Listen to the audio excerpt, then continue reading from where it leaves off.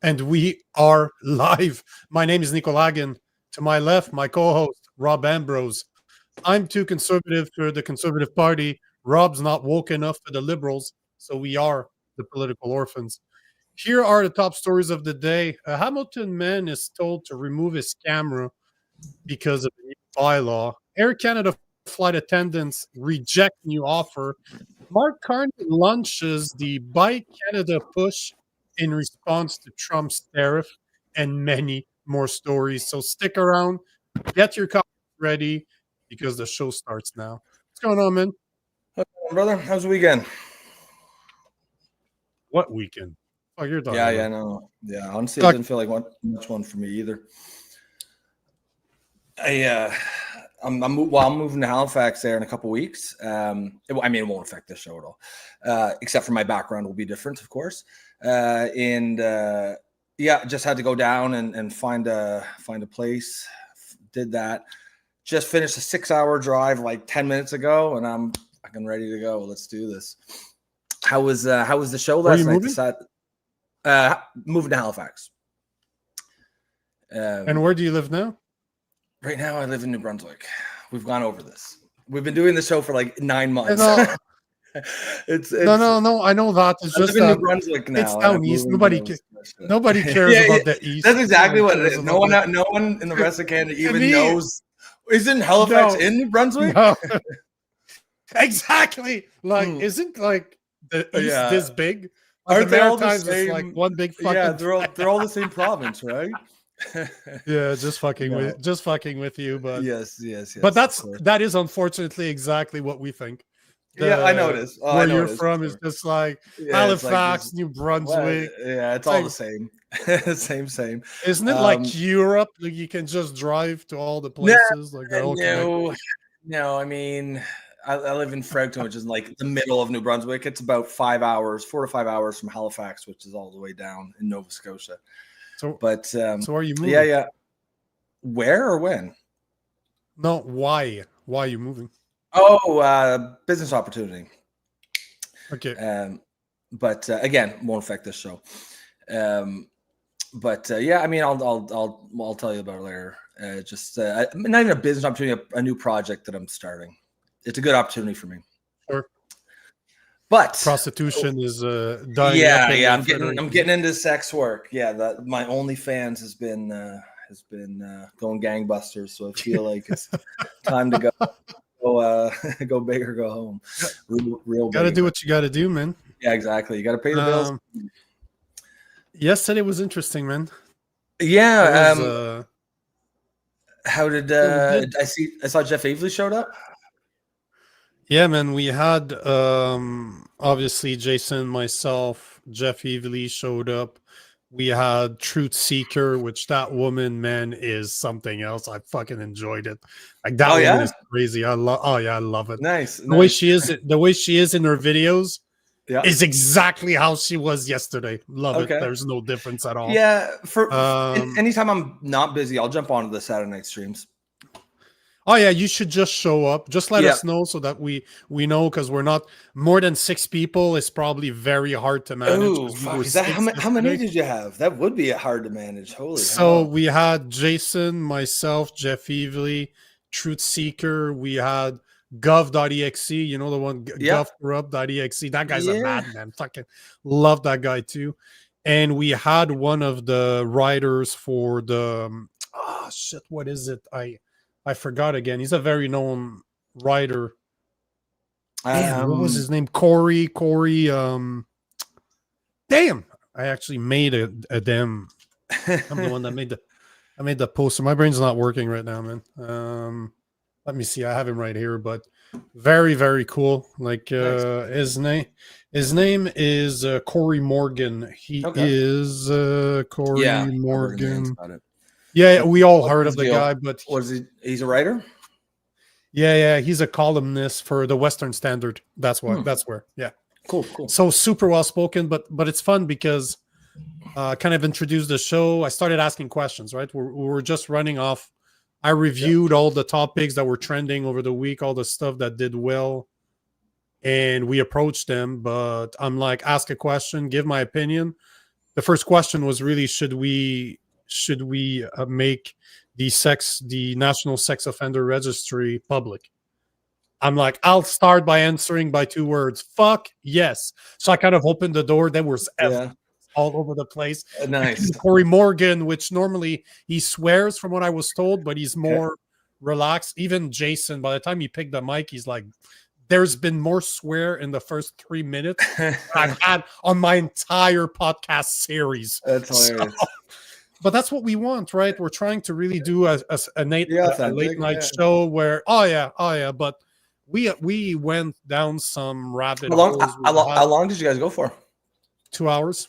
Nice. We could have done a 3. We could have done. With that many people, like the energy would just keep going forever because like there's always going to be someone throwing something in there. That would be fun. Yeah. We just need a good way to manage the whole thing. Jason's very good at managing this stuff. Like he's very, very good. Yep. So yeah, no, it's we did about 2,600, 3,000 views and like concurrent views, but only Jason, Jeff, and I were streaming. The other 3 were not streaming. So it would be it'd be even more. No, going forward, we're going to jump on the call 15, 20 minutes early so that we can show people how to stream to their platforms. Because I could easily see this show, give it a couple of months, I could easily see this show in the 40,000 people watching concurrently. That would not surprise me. Like between 10 to 50, somewhere in there. Even, what's going on, Alberta Nan? I guess you were there yesterday. So I'll ask. I know Alberta Nan, I don't remember seeing you there, but there was a lot of comments. Logan White, I know, was there. What'd you guys think? Because to me, entertaining as hell. I have really, really I really had fun on the show yesterday. It was nice. It was cool speaking. Yeah, because we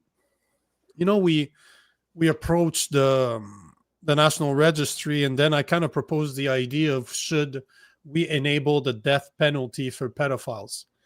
And half the panel is like, oh, fuck yes, this is what we need. So Jason, Truth Seeker, and myself were all, fuck those pedos. Let's just get rid of them. The 3 others are like, no, we can't do that. Because gov.exe, I didn't really realize that, but he's an anarchist.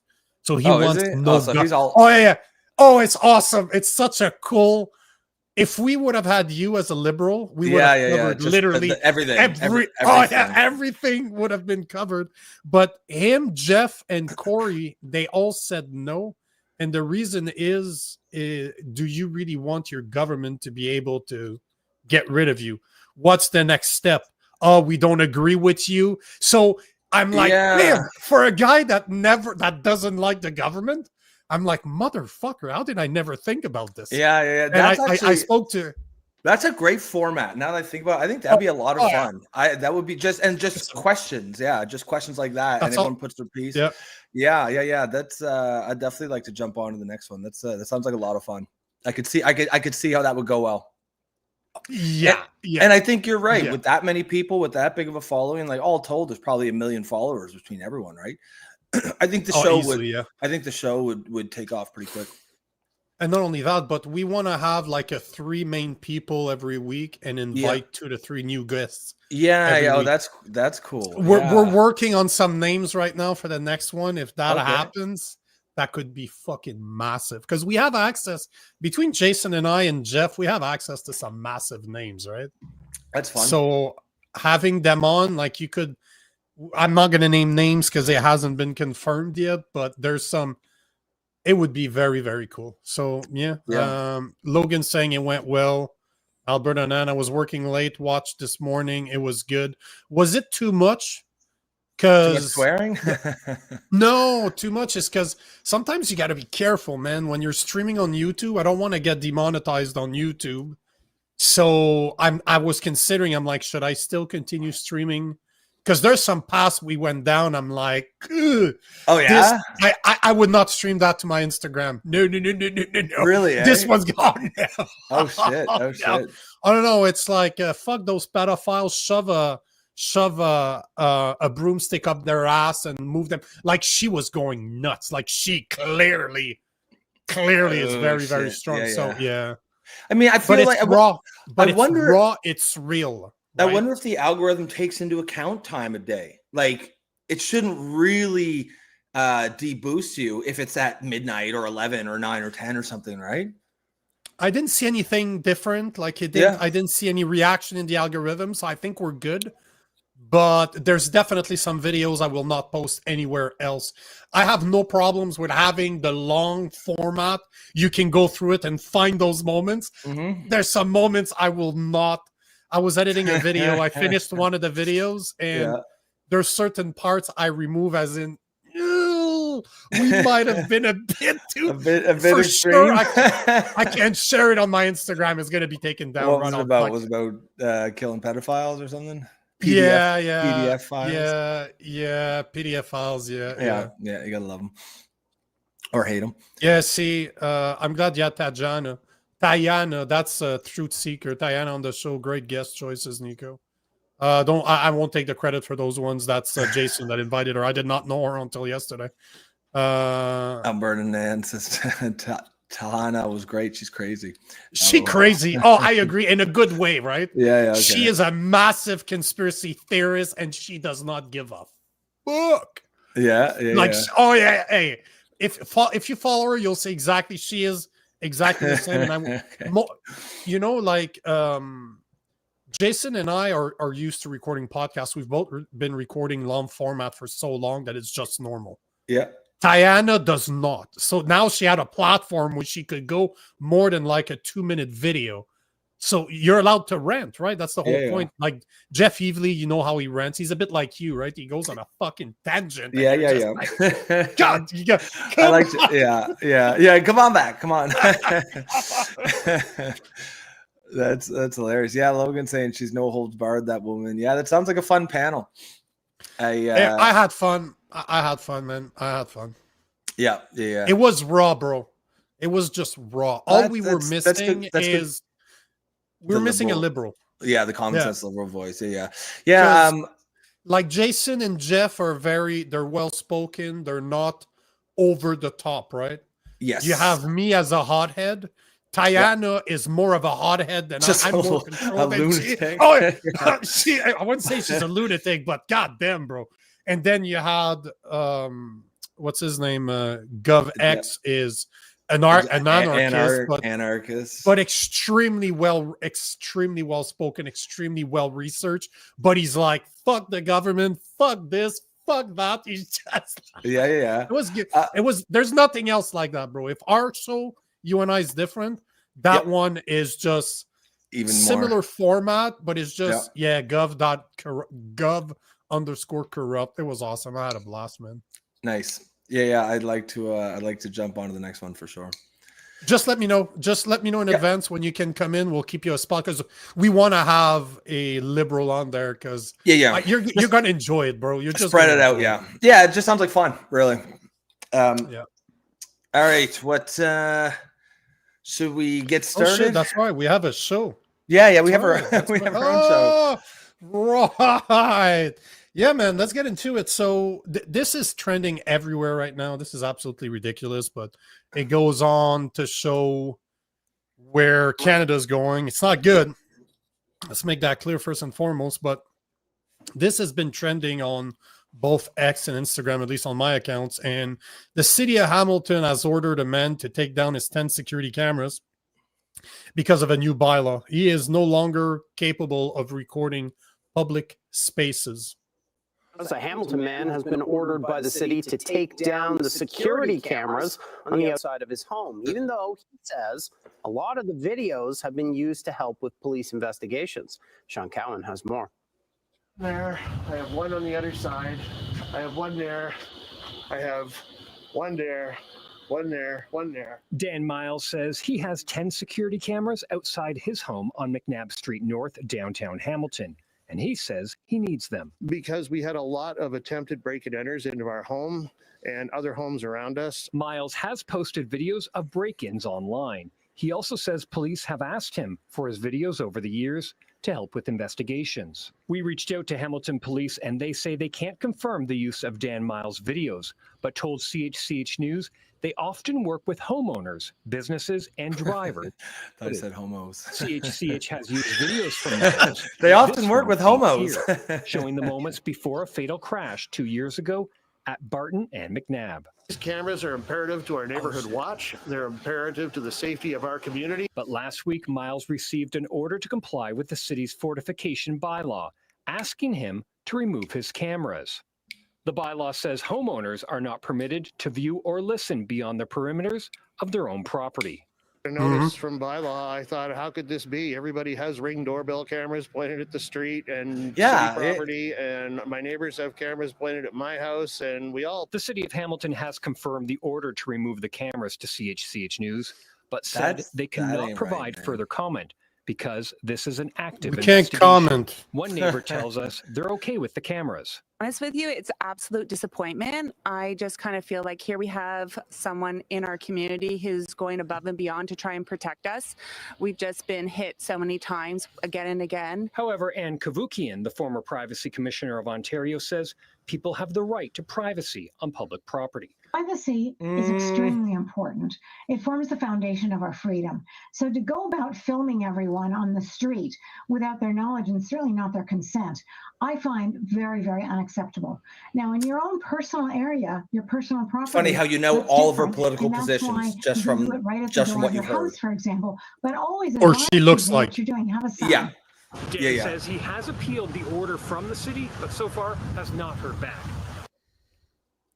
So this is the first thing, but this is not the first time this happens. I don't know if you remember this story, but I know I talked about it when it came out, but the city of Nanaimo has done something. Is that the story we had John Carpe on to talk about? Oh, Nico, your sound's off. You went mute for a second.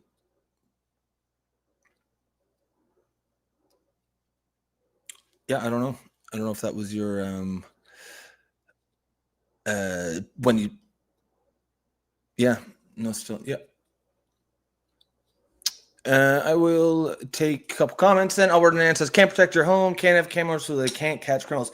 Yeah, I'll regularly say on this show something like, I'm not a conspiracy theorist, but I don't know, man. Maybe I'm becoming it, because as I watch that, I'm like, I don't know, man. My alarm bells are going off as I watch that shit. When I'm like, why? Yeah. What is the reason for why you can't, like that fucking Karen there at the end? Like, you don't have I'm sorry, but you don't have a reasonable expectation of privacy. Yeah, okay, so the word is reasonable, which means, yes, no one is allowed to follow you around personally filming you. That would be unreasonable.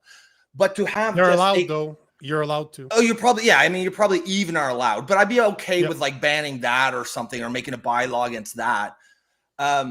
As some form of harassment, but just a camera on the house that's filming the street, everyone equally, everyone, that's garbage for her to say that you have the right to privacy. No one's allowed to film you walking on a public street. That is absolute garbage. So basically that means that every single camera that is operated by the government needs to be taken down. Yeah, you're no longer allowed to film me when I'm burning a red light or I'm burning a stop. You're not allowed. This is public space. Fuck you. I'm allowed. Take them all out. Taking any photograph whatsoever is illegal because someone's got to get it in the background, right? 100%. It's such a garbage argument, and I cannot believe that I guess I can believe it, but it's ridiculous that the media gave her the alternate position as if that's a remotely either reasonable position or any kind of legally sound position. But listen to this one. I don't know if you remember this, but we talked about it because this was published, July 3rd. So almost 2 months ago, I spoke about it heavily on my Instagram, but City of Nanaimo faces legal threat after banning recording in public spaces. So they passed a new bylaw saying that the City of Nanaimo just passed a new bylaw banning citizens from recording public city council meetings and taking photographs or videos on municipal property without approval. So so stuff that we pay for, that is paid through taxpayers' money. We are in Nanaimo, they passed a bylaw disallowing people, banning people from recording municipal areas, anything that belongs to the municipal government, which is paid by us, and they don't want people to record city council meetings. Why? Yeah. Why? And I don't know. Again, when I saw that, I'm like, this goes even further. Those guys work for us. My employer had access when I worked for the man. He had access to all my emails. He had access to all my calls. He had access to everything I did on business premise or through business. They could have access to everything they wanted. It's theirs. I work for them. I want to see every single meeting. I want to see notes from every single meeting. I want to see their calendars. I want to see their phone calls. I want to see every single recording that's available in any of those. Any of those. They work for us. It's ours. That. I don't want to see less. I want to see more. And I want this shit to be streamed 24 fucking hours a day, 7 days a week on a website that I can access through my internet. If you want cops to have cameras to prove that they're doing good out there, I trust cops more than I do public servant, as in bureaucrats and MPs and member of parliament. No, bullshit. I trust cops more than I do them. They have to wear a camera.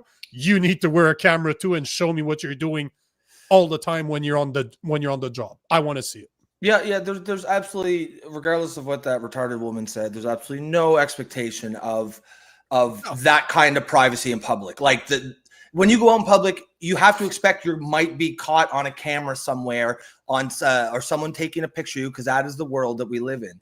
Because if what she's saying had any legal merit, then every single camera that the cops have up, the cameras on an ATM, it'd be all legal, right? So legal. They don't need. But it's funny, like I was saying, like, you know, I always say, "Oh, I'm not a conspiracy theorist," but like when I see that, man, something strikes me as sinister, like a sinister motive behind this. It's not. It's certainly not to protect the privacy of the hobos. The hobos again. Can you the stop? Hobos? The hobos. Homeowners are homos. Hobos are homos. Yeah, everyone. They're all homos. They're all protect the homos. It's the homo. The homo calling homos. Nice. So I mean, Logan White makes a good point here. If you're so concerned about your privacy in public, paint your face to fight off facial recognition, or just don't go out in the first place. If you're that concerned with it, just stay at home, because you don't have that kind of an expectation of privacy. And it's just like, so what do they not want you to see? Like, what's coming down the pipe? What do governments, what do they not want? Because it used to be that the left was all about filming in public, right? Because remember, cops now have body cams because of the BLM thing. Now, I think body cams for cops are a great thing. I always thought it was a good idea. I thought any cop who really didn't want it was suspect. But what's really funny about that is how that's absolutely backfired, because BLM. The point was they're convinced that you were going to see cops just mowing down black people. And as it turns out, every single shooting has some savage black person with a knife running at the guy or something. And so the body cameras are not showing what BLM thought they were going to show. So that's a big backfire. But you need to put it into perspective too. So on one hand, you have the government that's been banning guns and guns and guns and guns one after the other, thousands of them in the past few years. So they're literally disarming us. The police last week told us that if you're a victim of a home invasion, don't fight them, comply, hide, and call 911. Now you have cities like Hamilton and Nanaimo that are telling us that we can't record in public. And tell me there's not an agenda behind this. Yeah, exactly, right? Because like I see that, I'm like, what's coming down the pipe that they don't? What's going to happen on the streets that they don't want to see? And you know what really chaps my ass is when you watch that video. Hey, when you watch that video, and she's like, she's talking about the crime rate. She's like, there's so many incidents here, so many robberies. So you've got, on the one hand, this large explosion of crime, and on the other hand, you've got the cops saying you have to take your cameras down, and you add that to the mix, this thing about castle doctrine or self-defense, where you can't even defend yourself if they come in. This is a soup, like a toxic soup of like civil unrest coming down the pipe. Because like people are not going to put up with that shit. You can't disarm them, make them blind, and tie their hands behind their back so that you don't hurt the criminals' feelings or bodies, and expect the public to just be okay with that. People are not going to be okay with this. No. Hey, guys, just so you know, we're talking about the city of Hamilton's new bylaw where they're requesting a resident to take down his 10 security cameras from his home because he's recording public spaces that goes beyond his private property. So if you want to join the conversation, as you see here, make sure to join us on YouTube on the YouTube channel at the Poli Orphans. So if you're on X, like, restream, but join us, join the conversation here. We want to hear from you. If you want to shape this episode, join the conversation right here. Because if you have something we need to talk about, I will happily research it and put it on screen. So whatever, if you're on X, if you're on Instagram, join the YouTube channel at the Poli Orphans. Once you're there, like, comment, subscribe. And if you believe in independent media, support us. $2.99 a month, less than now that nobody's going to Tim Hortons anymore, give us a coffee. Buy us a coffee. I wanted to take before we take some, I wanted to take this because I think there's a misconception here. Logan White is saying, oh no, okay, no, that one thank you, but I can't take credit. I didn't know her, so I can't take credit. No, I think he heard you say it, but he said, I'm still going to give you credit, kind of thing. Oh, I know, but I can't. I'm just saying that I cannot take it. I'm repeating myself. Okay, yeah. This is the one I wanted to take. She makes you look. The thing is she that crazy? No, the thing is that I'm more conservative than she is. Mm-hmm. The difference is that I try not to talk conspiracy theories here because I know that if you talk too much conspiracy, you can introduce a conspiracy theory, but you can't not go down the rabbit hole or else you're going to lose somebody. If I cannot convince you that your government doesn't, so if I can convince you that the city of Hamilton is wrong, that they're trying to take your rights away, they don't want to be looked at, they're doing something like, you're the one saying it, not even me. I'm just bringing up the subject, but I'm kind of saying they're taking our guns away. They don't want us to defend ourselves. And now they don't want us to record public spaces. By me saying that, if you disagree with this, I can never present a conspiracy theory to you because you're not there. You're not down that path. So this is why I'm careful about what I say, Alberta Nan. And not only that, but I don't know if she's capable of handling a YouTube channel. No. Because with the type of stuff oh, Jesus, she must get in trouble fast. Because if I wanted to talk about what I really want to talk about, I could not be on YouTube either. It would have to be on Rumble only. Like my other podcast is only on Rumble. I can't share it anywhere else because we go down those rabbit holes here. I can't. I want to reach people. I want people to wake up like, over the past few months, you're seeing Rob waking up. Like it's a beautiful thing. It's a beautiful thing. Next thing you know, Rob is going to be a conspiracy theorist and a conservative. Nah, I don't know about that. We have cookies. Yeah. We have cookies. Let's go baby steps first. I mean, but that's my point. What you just said there is exactly my point. No, well, you cannot throw somebody down the rabbit hole unless they're ready to go down. No, that's a turnoff. That's a turnoff for sure. And it takes tiny little things. I want to appeal to more people and try to convince them that there's something going on without sounding crazy. Because if I start telling you what I really think, you're gonna think I'm a fucking nut job. Yeah. Maybe I am actually. Oh, I have no doubt that you are. The homo calling the kettle black. I feel like certainly I'm sure exterior wise it appears like I've gone to the right, and I guess I have sort of verbally I consider towards the center, but that is to the right. But I don't feel like I've change any core values or beliefs. It's mostly just now that we're talking about these issues, I'm saying it out loud a lot, and I'm realizing I already thought it, kind of thing. I just never thought about it. A lot of people talk shit about therapy for good reason. A lot of it's bunk and junk, but there is value in, I've had benefits to therapy because I have had it, over the years. But anytime I've ever had any sort of breakthrough, it was never anything the therapist told me. I think that's where people go wrong. They think the therapist is going to give you pearls of wisdom. No. It's just, I've said something out loud. And as I say it, I'm like, oh, shit. Now, that can happen in therapy because of the nature of it. Sometimes it just happens talking with your buddy too, right? So if you want to call that therapy, I think there's value in that. And that's sort of the same thing that's going on here. I don't feel like I've really overly changed my core values or anything like that. It's just more that saying some of these things out loud, you're like, oh yeah, shit. Oh yeah, okay, it just makes you realize you already thought that. Sometimes you know something, but you don't know you know it until you know it, you know? Andrew Canadian, he hasn't. Yeah, no, I ain't taking those cookies from. But he's drinking the milk. He's been drinking the milk. Yeah, though. drinking no the Kool-Aid cookies milk. yet. No cookies Drinking yet. the Kool-Aid milk. Nico's not even liberal, and he'd say what I just said. No, Nico's not remotely liberal. Yeah, I don't, I've been called a communist. I don't know the fuck they were smoking, but hey, I want some.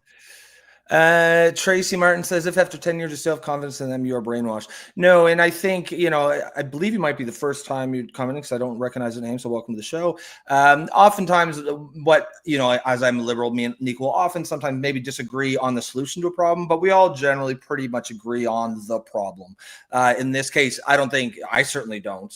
There's no one really on the show that has confidence in, I assume by then you mean like government, the elites, what have you.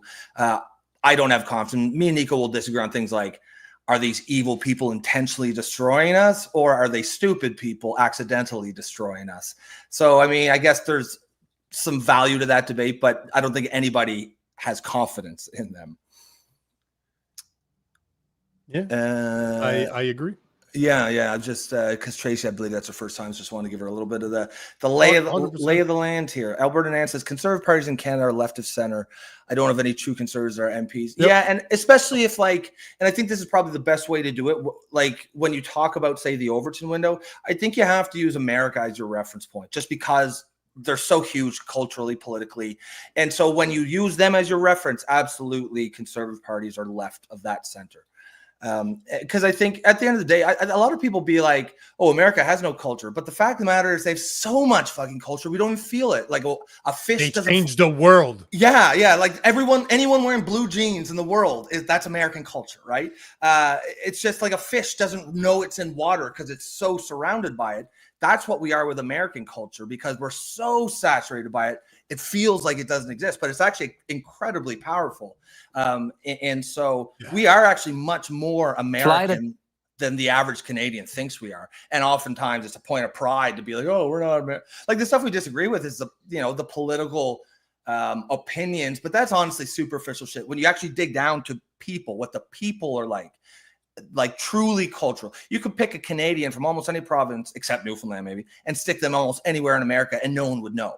You know what I mean? There's not many countries you could do that with. It could pluck a Canadian, put him in Germany. Everyone will know he's not German. You know what I mean? So I think we're so culturally similar to America. It makes sense to use their Overton window as our reference point. 100%. I like this one. Tracy Martin saying that conservatives are what will save our country. You're dumb if you don't agree. Well, I don't like the name calling, but conservatives with a small c, yes, but we don't have any real conservatives in Canada. That's the problem. At least some citizens like me are conservatives, but there's not real conservative politicians. Like our politicians are not conservative whatsoever. And even as a liberal, I would agree with what Tracy said, that conservatives will save. How did you frame it? Conservatives will. We'll save Canada, basically. Yeah. I mean, what really needs to happen to save Canada is the woke left has to be stopped. Now, theoretically, if enough sane lefties could rise up and stop them, you wouldn't need the conservatives. But in reality, that's not going to happen. So you need conservatives. It's going to have to be the conservatives to do what needs to be done. Now, here's an interesting one before we switch to the next topic. But Logan White is saying, did you hear they're trying to ban trans people from owning guns in America? Look at the pattern of the trans mass shooters. So look at it this way. Same for the military. You know, when Trump came in, he actually canned all the trans from the military because what are you requiring to pass in order to become to serve your country? Psychological test. Yeah, you have to. If you believe that a woman can have a penis, you have a psychological problem. If you believe that you are a dude and you were born with a vagina, you have a psychological problem. If you look at the old, even 10 years ago, what is it? The DMS, the DTS? What is it? Yeah, I know what you're talking about. The DSV? You know, is it? The DSV? No, it's not the DSV. It's like the DSM. Yes, it's the DSM. DSM, thank you. If you look at the DSM, they were considered body dysmorphia. Yep. And that is a psychological problem. Your brain doesn't it's see still in what there. your eyes... Yeah, but that's why they moved the name. It's trans. No, you have body or gender dysmorphia. Either or and it's the same one as however you want to call. That's what anorexia is. You can't your brain can't see your body as it actually bulimia, is. Same thing. Are you gonna go take health advice from somebody that has bulimia? No, they have a psychological problem that needs to be addressed and not encouraged. So do I believe that somebody that identifies as trans should have guns? Fuck no, I don't, because that's a psychological problem right there. So I agree with that 1,000%. If you think a woman can have a penis by just, if you think a dude can become a woman by putting a skirt on, you got a serious, like that person has a serious problem. I don't want you to have guns. No, but I'm not surprised that the vast majority of shooters in the past few years are either on depressant, like antidepressant drugs. They're all on some type of drugs like antidepressant. They're all medicated, or they're trans, but a lot of the trans are heavily medicated. Yeah, so, and that's that's the angle that I think people get caught up in, like, oh, trans is this, trans is that. Yeah, it is, but it's not even so much the body dysmorphia that would make someone go on a murderous rampage per se. Nope, that's not what I'm saying. No, I understand that. I'm just saying. I'm just saying this is what I've seen on social media. People making that argument, and the fact of the matter is, it's actually not to do with that. It's for a large number of these people, the main treatment is pumping them full of fucking hormones on their bodies that their bodies are not used to, and you're jacking up people's hormones or suppressing their hormones at that kind of extent with people who are already mentally unstable.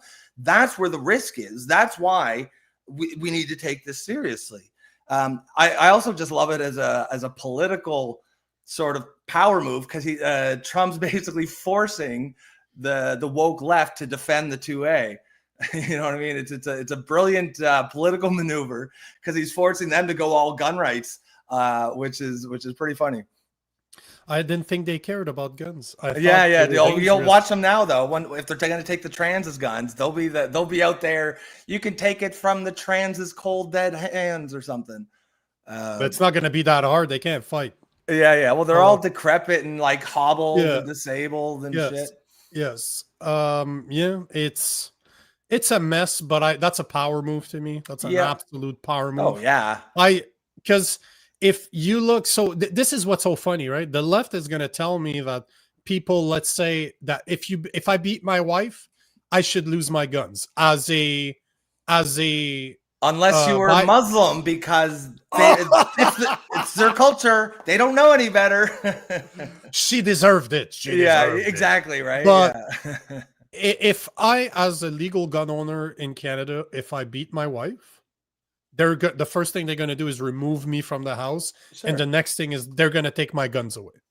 I understand. And I think that's fair, to be frankly. If you're a violent individual and you beat your wife, that shows me, and that applies as much for a woman beating somebody else, right? I'm just saying. Sure. It's just I can only talk for myself. Yes. But if you have no emotional regulation whatsoever. Yes. Probably that means what's is it a possibility? Is it a higher possibility that you're going to use those guns to do something? I would tend to agree that yes. Yes. If we agree, everybody agrees on that. Like 90% of people agree on that. Mm-hmm. So that means my violence might be a psychological problem. Maybe I have trauma. Maybe I'm just a very angry person by nature. I can't control my emotion. So we agree that this is a problem. Yep. If you think you were born as a dude and you think you're a woman, that's a massive problem to take their guns away. So one is okay, but the other one's like, oh, no, hey, you can't do. Oh, so which one is it? Especially that means if trans can have guns, that means you need to allow people that beat other people to have guns too. Yeah. Well, you like you said, you've got these people who have clearly some sort of psychological issue where they're not able to accurately reflect on reality, and then you're pumping them full of testosterone and estrogen and blocking puberty and God knows what, and sending them out there. Yeah, of course they shouldn't have access to guns. I agree, man. I totally agree. Yeah, but it's a power move. I'm really curious to see. I didn't read that until now, so I love it. Yeah, that was a nice comment there, Logan, for bringing that up, because it's an interesting topic, because it does touch on a couple things. Touched on gun rights, obviously touched on the trans thing, and yeah, I love how he's forcing the woke left into being big gun rights proponents. And he's not stupid. He knows what he's doing. It's not a mistake, right? No. Don't they made that guy. They're kind of damned if they do, or they're damned if they don't. We're talking about this. We're talking about this on the live yesterday. Where how do you take down a government? Make fun of them. Yeah. Have them do stuff that is so. One of the books that I have is Blueprint for Revolution. Highly suggest to people out there to read it. There's not one violent thing. They overthrew government with little memes. So let's say that the police is beating people up. They're tired of getting beat up by the police. They release pigs in the city. We all make that association between pig and police. What is more fun? What is funnier than see a bunch of pigs trying to catch pigs? Well, yeah, and so things like that, you make them look stupid. No matter what they do, if they don't chase after them, they have a bunch of pigs all over the place. If they do chase after them, then the idiots chasing pigs. Yeah, exactly, right. And that's very smart. And that's what's happening right now. Oh, you don't like guns? No problem. We'll take them away from trans because they're mentally ill. Whoa! You can't. So which one is it? You like guns now? Our gun rights so guns for everybody. Yeah, guns for everybody. There's a reason why dictators all throughout human history or the world history crack down so hard on anyone perceived to be mocking them. It's not just because their feelings get hurt. It's because this is the most effective way to take down an authoritarian government. Is not through violence, because they're always going to beat you at that. They're always going to. They're waiting for you. Martial law is very easy to put in place, and they have more guns than we do. It's through mockery. Because once people will be. The government would love, like those kind of authoritarian governments. They love when the people are terrified of them. Of course. But what they can't have is people who think they're a joke, right? Who, you know what I mean? Who laugh at them, who mock them. That you cannot be a dictator over that kind of a society. Because even no one wants to be subjected to an authoritarian regime. But with fear, you can force them to. But if they don't, they have to be afraid of you. If they're laughing at you, they're not afraid of you. Nope. And that's why they crack down so hard on shit like memes. What we're seeing in the UK, putting mothers in jail for criticizing immigration policy. Yep, 100%. Should we take a couple of comments or go for it, man? Yeah. Okay. So, Angry Canadian says, normalcy is sadly gone. I need a time machine. Yeah, it does feel like the past 10 years, shit really went off the rails a little bit. Obama started it all. It's all started in 2008, 2009 when Obama took power. He opened that floodgate, and it's not surprising. Read this book if you want to understand what Obama has spoken about. It's called Rules for Radicals by Saudi Zelensky. He was a mentor to what's her name? Hillary Clinton. Yep. And Obama in some of the pictures has this in his library. So he really this is my buddy recommended this book years and years ago. It's brilliant. It is absolutely brilliant. It shows you how to control the mob. It's Marxist 101, but they basically, instead of going material like the have and have nots, like money wise, they go on the emotional aspect. So they play on emotions. The beauty of emotion is that you're capable of changing them whenever you want. It's not concrete. It's not solid. It's something that is forever changing. The book is brilliant. Evil is shit, but there's some very smart evil people out there. Yeah. Guys, we were talking about the Donald Trump banning guns for the trans, among other things. We're also talking about the Hamilton homeowner who was forced to take down the cameras forcing, and we got all kinds of stuff we're going to talk about here soon. Please tune in. If you're just tuning in now, remember to throw some comments in there. This show is built on audience engagement and audience participation. We're actually going to get to a couple of those here in a second. If you are new and you want to support the stream, please like and share the stream. That's the easiest way you can do. You can support us. It costs you nothing. If you really like the show and you think there's it's important to have a space for what me and Nico are trying to do here, create a place where sane, reasonable, common sense people from the left and the right can get together and have these productive discussions and have a laugh or two while we're at it. Please consider becoming a member. You can do that for the low price of $2.99 per month. Just not even the price of a shitty coffee at Taj Mahorton's. That's how you say it. Taj Mahorton's. But other than that, folks, that's the way to boycott. Again, we were talking about this yesterday. If you don't want Tim Hortons, if you want Tim Hortons to stop hiring foreign workers, buy membership in this show. That's how you do it. Go buy their coffee and give us their money. Give us your money instead. Yeah, we have cookies. Yes, we do. Where are these cookies? I keep hearing about them. You haven't joined us yet. Once you join the right, the cookies come. Join us. That's when the cookies come. Pam join says, us, my young Padawan. Join us. Yeah, my young Padawan. Pam says, smash the like button, and we both agree with Pam. You definitely want to smash it. Like that smash button, as Pam says. Logan White, very much a 5D chess move. I think just talking about the taking away guns from trans, because now he forces the woke left to defend the 2A, which is a very interesting political maneuver by Trump. Immigrants, yeah, you got it. We had a great video on this. That's on the YouTube channel. It did super well because we're laughing our asses off. Oh yeah, they never got back to me. Funny. That is so bad. I wanted to have the owner of the t-shirt company that makes them. They never got back to me. Oh yeah, I would have loved to have them on. Oh man, he's probably an Indian guy. It probably is why. You know it is. That's funny. That's really funny, man. The entrepreneurial Indian guy. That would be clever. All those it actually world, man. That's clever. It would be pretty clever. Should we jump on to the next subject? Actually, no, there was one more I just did want to take because Pam was just sharing something fairly personal to her.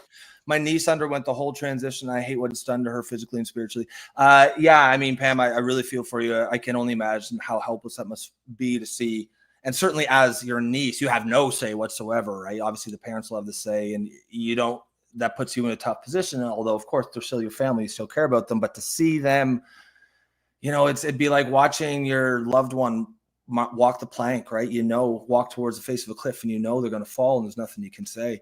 And this is something that people don't often forget. Yes, physically, the bodies get destroyed, but spiritually as well.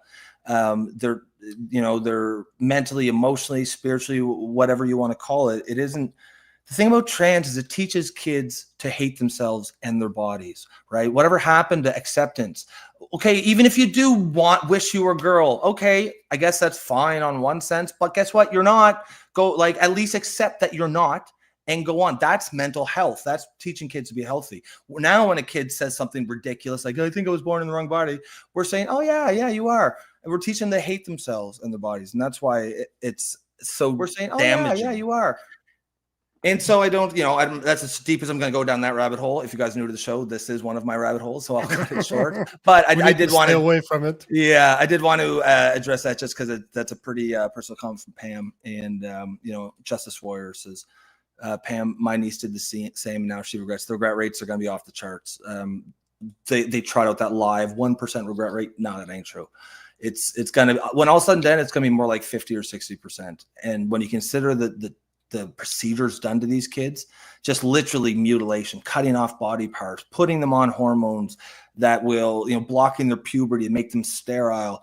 This is going to be a scandal worse than lobotomies when all said and done. There was a time lobotomies were legitimate medical health care. And this is going to be the same thing. Irreversible Damage by Abigail Schreier. That's a great book. If you want to learn more about what they're doing, that book blew my mind.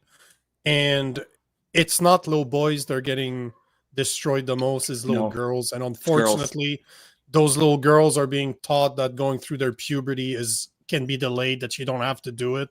And they trade that awkward phase for being sterile. Yeah, It's insane when you think about it. What they do to little girls is absolutely insane. Who did feel comfortable in their body during puberty?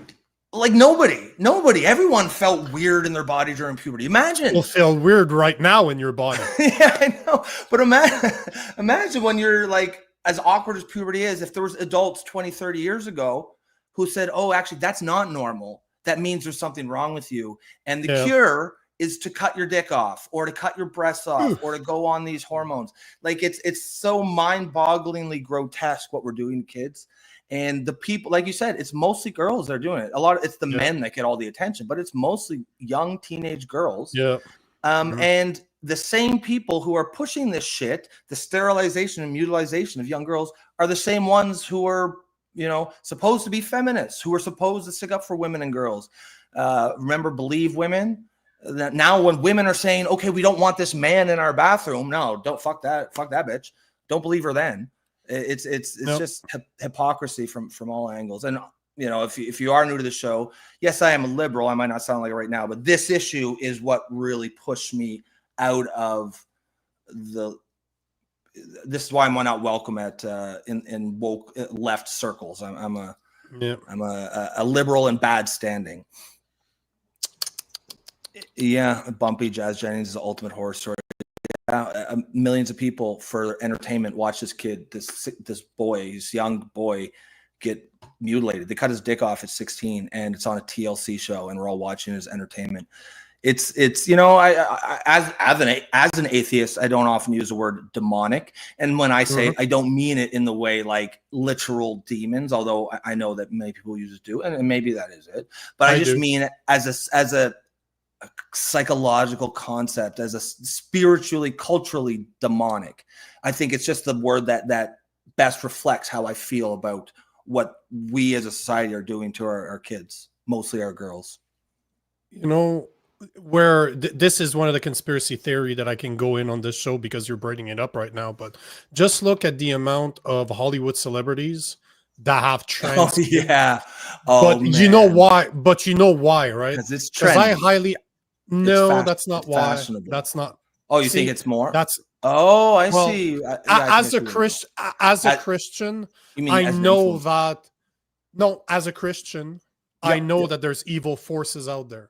If you want to reach to those levels that the celebrities reach, to have that much influence over people, there's a cost to it. They sell their soul to the devil, and this is the price that they pay. Like if you read your Bible, obviously I know that you have, there's no difference between that and kid sacrifices. Like abortion to me is evil in a way that's like you're literally murdering your children to evil. Like a third of this generation is gone. Literally a third of the generation before us is gone because of abortion. To me, the trans is the same thing as the price that the kids pay because of their parents' success. That's the cost. Because those kids are not born like this. Those people, those kids, you can't even be mad at those kids because they are indoctrinated to. No, you can't be mad. The kids are a victim. No. The kids are the biggest victim of this ideology. 100%. Lanita makes a great comment here. Lanita Gitu. She said they planted a seed to make them question themselves at a very sensitive time. 100%. And that's exactly why. You could do that. You could say that to you know what? It's all stupid. But if you can convince a 25 or a 30-year-old that they're born in the wrong body, then that person's an idiot anyways. And we can't spend our time worrying about idiots, right? But that's not the same as a 15 or 16-year-old child who is going through puberty. Maybe, these are not the popular kids, right? These are the truly vulnerable kids, the social misfits, the ones who don't have a lot of friends. The reason why it affects so many girls is a lot of them just want somewhere to belong. And they join this essentially cult, and they're told for the first time they feel accepted. They get love bombed, and they told they're special. And all the prices to join this cult is you just have to take a few injections and maybe get your boobs cut off. But you don't like those anyways because they draw unwanted attention from adult men. And that's another thing that appears again and again and again is of the young girls who fall victim to this. Something ridiculous, like 85% are victims of childhood sexual abuse. 75% are the numbers I've seen, but yes. And nobody says, wait a minute. Maybe they just don't want to be a boy. it's not that they want to be a boy. They just don't want to be a girl because they perceive their breasts or whatever as drawing the attention of these predatory men. That's a completely reasonable thing for a teenage girl to do. And not one of these people who are supposed to protect these kids sat down and thought about that. They said, no, just means you're a boy. Let's cut your tits off. And, you know, on Twitter, there's detransistor Twitter, and they're everywhere. There's one named Prisha Mosley who's famous, and she ended up getting pregnant. And it's heartbreaking to hear her talk about how devastating it is she can't breastfeed her child because she had her breast cut off at 15 because they told her she was a boy. And, you know, again, I can't even imagine for a woman. My wife, for new people out there, I have a 9 weeks old son. My wife breastfeeds him every day, multiple times a day. I cannot imagine her not being able to do that with my son, because this is something it's not my job as a man. This is not my responsibility. I will never experience what your that job's is. In a couple years. In a couple years will be your turn, but right now it's the mother. This is what my wife has been given by God, being able to bond with that child in a way that this is a need I'll never be able to meet. It's not my job. And you're taking that away from you. It's insane. It's insane that we convince our little girls that this is a trade-off that they should consider. It's insane. It's absolutely insane. Yeah. It's evil, bro. It's not even insane. It's absolutely fucking evil. Yep. There's no other word for it. But I think that's probably a good way to seg. Good time to get into God damn, you're so cool. Yeah, it's so cool. God damn. Well, let's talk about this. Air Canada flight attendant just rejected their new wage offer. What a fucking overwhelmingly overwhelmingly rejected. So it sounded pretty good to me. Do we know, is the offer public? There should be. At least we should have an idea. Let's listen. Yeah. Flight attendants with Air Canada have overwhelmingly rejected the company's wage offer. The union says they voted 99.1% against it. Voter turnout was 99.4%. The tentative deal reached with the airline last month included a 12% salary increase this year for most junior flight attendants and an 8% bump for more senior members. QP says it wasn't good enough, accusing the airline of not bargaining in good faith on wages and blaming the government, saying it gave Air Canada leverage in negotiations. The union says the issue of wages will now proceed to mediation and then arbitration if necessary. Air Canada says it is fully committed to the mediation and arbitration process and that no strike or lockout will happen and flights will continue to operate. Let's now bring in Keith Burkhardt, labor lawyer with Sharad. So they said 12% for regulars and 8% for senior longer members. Term. Yep. I mean, do they still get to that sounds okay to me, but do they still get to have to work for free? Because I mean, that to me is a sticking point. That's the part that I don't think that you can agree. I don't think anybody in their right mind can agree that somebody should work without getting paid. That makes no fucking sense. That part makes no sense at all. Now, do I think they should make more money considering that they're waitresses of the air? No, I don't. But that is not my call. That is, if they're capable of getting more money, all the power to them. But you're not going to tell me that Air Canada is not making massive amount of profit. They can't absorb that. So, I just wanted to show a little part of the video because the video is like 6 minutes long. We don't need to go down that rabbit hole because they're going to give us all the excuses in the world as to why they should take it and why they shouldn't take it. But 12 and 8, they don't like it. I'd be curious to see what they want. I'd be curious if they can release a number as to what are they looking for. Yeah. I mean, the fact that they rejected like 99.3% suggests that is massive. Jesus, it's not even close. It's not. They're not even close. But yeah, this is just one of those stories where we have to talk about it, but it's just informational. It's just updates. It's just updates because we've covered it all. So we just need to continue as we get more updates. But now they can't go. They're not striking, right? So it's not really impacting anybody anymore. No, exactly. Which is good. Glad that they're not striking. Why couldn't they just do this in the first place? Just immediately go to arbitration or something? Because I assume I think it's probably just has to do with Air Canada saying no. Because Just remember, has to. Air Canada went to the government and they tried to force them back. Yeah. Right? That's when they went to strike. Yeah. That's Well, when yeah, they went on because strike. Carney ordered them back to work, and they said, nah. No. Nah, we're Sorry, good. little man. We no Yeah, we're respect good. you. Yeah, they order him back to work. He's like, I'm on vacation. That's a good point. Who got back to work? Yeah, brotherfucker, you go back to work, ordering people to go work when you're from your vacation, your staycation. You didn't even go anywhere. You just hung out in Ottawa. Well, technically, he's a foreign worker, right? He hasn't worked in Canada for a very long time. So I'm stealing that from Gov Corrupt said that. Gov Corrupt said that yesterday on the podcast. Actually, yeah, that's right. There's you an guys LMIA know that Mark for Prime Minister. Mark Carney is a foreign temporary worker because he hasn't been here in 10 years, and in the next couple of years he's gonna go back to where the fuck he came from. So he's a temporary worker. Yeah, I thought it was, that's a clever dig. The Liberal Party did an LMIA for him. They didn't actually. They went. No, they went through the International Mobility Program. They went through the international mobility. There's no need for the LMIA. Well, I'm just trying to see what are they looking for, because I'm trying to see. I don't think I've seen the numbers. What they are? The ongoing 25. So entry. I feel like ongoing 2025 negotiation. Hold on, with a proposed compensation boost. The ongoing 2025 negotiation aim to increase wage significantly with a proposed 40% compensation boost by 2028, including ground duty pay. Ground duty pay, that has to be the part where they're not where they're working but they're not getting paid. So it looks like they're looking for 40% increase over the next 3 years. Sounds ridiculous. Yeah, I mean, goddamn, like good luck. Again, ground duty pay, that should be a no-brainer. That should be arranged already. Like that, you shouldn't have to vote on this. Just say whatever we agree on, that is the hourly wage, the new one.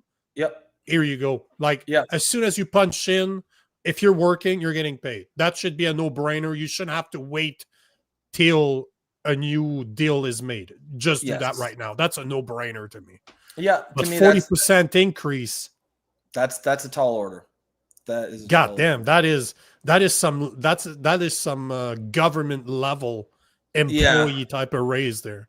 And at the end of the day, I mean, Air Canada is a private company now, and so I'm a supporter of collective bargaining. Like Air Canada's a big boy. They can, they're not going to agree to a deal that will bankrupt them. My issue with unions is the public sector ones, because now when you're because if Air Canada was still a crown corporation, they just accept it, right? Because they don't have any discipline. Because who cares if they don't make a profit? Because they're owned by the government. The government the taxpayer will always bail them out.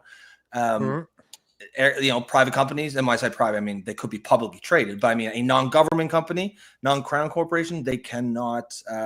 They can't just do that. They do have to have some discipline. So they'll be able to take care of themselves. So if they can get that 40%, yeah, okay, sure. I don't think they will, because the market, I don't think, can bear that. But for sure, they should be allowed. They should be getting paid the second they clock in. I think everyone agrees on that. There's no way they're going to get 40%, considering Air Canada runs 40 to 50% of all Canadian flights. So every single flight in Canada, leaving Canada, about half of it goes to Air Canada. If they increase that much salary, that they're not just going to take it in profit. They're going to boost the price. We're going to end up paying for it, and the other airline are going to pick up the slack by keeping their price lower, and Air Canada is going to go out of business. So not going to happen. Right. That's right. Not going to happen. Agreed. That's all I got for this one. There's not a lot of comments on this, because at the end of the day, it's just an update. I get it. No, I wanted to address it because it made sense. But here is something very interesting, because over the weekend, I don't know if you've been following politics over the weekend, but a lot of things in the Mark Carney world has happened. First, he talked about something. He launched something called Buy Canada. Okay. In response to Trump's tariffs. Then he canceled the EV mandate, and then I also have a video from Mélanie Lajoie. I don't know. Jolie, sorry. Mélanie Jolie. Lajoie. That's funny. That's kind of either way. Mélanie Jolie. I don't know if I can I can talk. Like the video is 9 minutes long, but it's actually solid. Okay. Like she's being called out time and time again by you remember the blonde girl with blue eyes on CBC, Vesely? Yeah. She's like, okay, let me make sure you're here because you're not answering my question.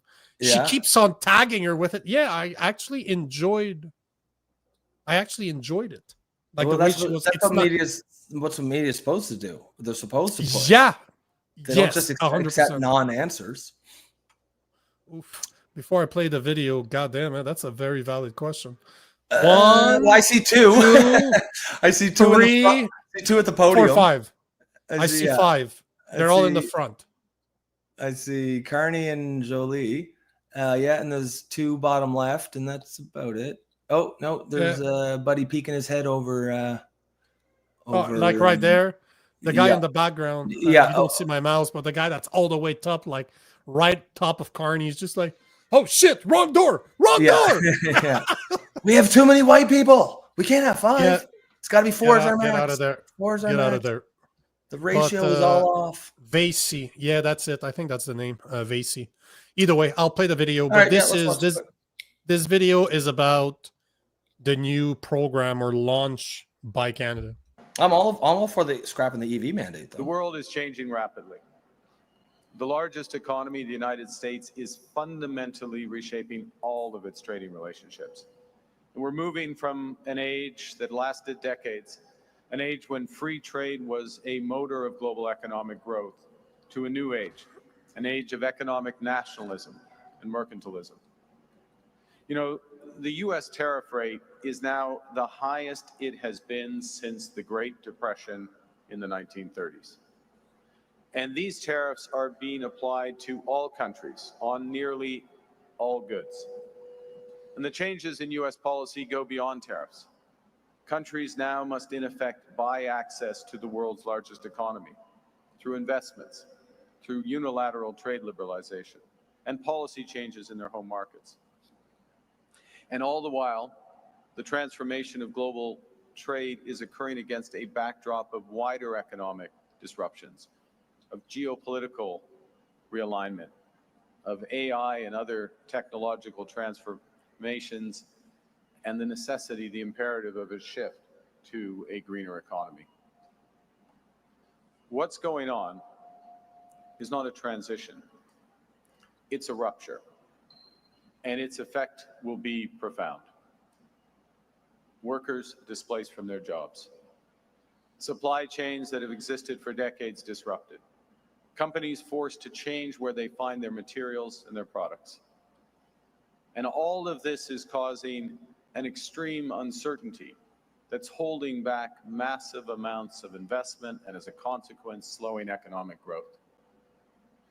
Just this morning, we see the impact in today's employment report in Canada, with unemployment rising across regions and sectors. Just going to pause it for a second because once again, Mark Carney is not taking any of the blame for the past 10 years of liberal policies. All we're seeing right now is because of the tariffs, is because of the tariffs, is because of the tariffs. We were already doing shitty before the tariffs were fucking put in place, bro.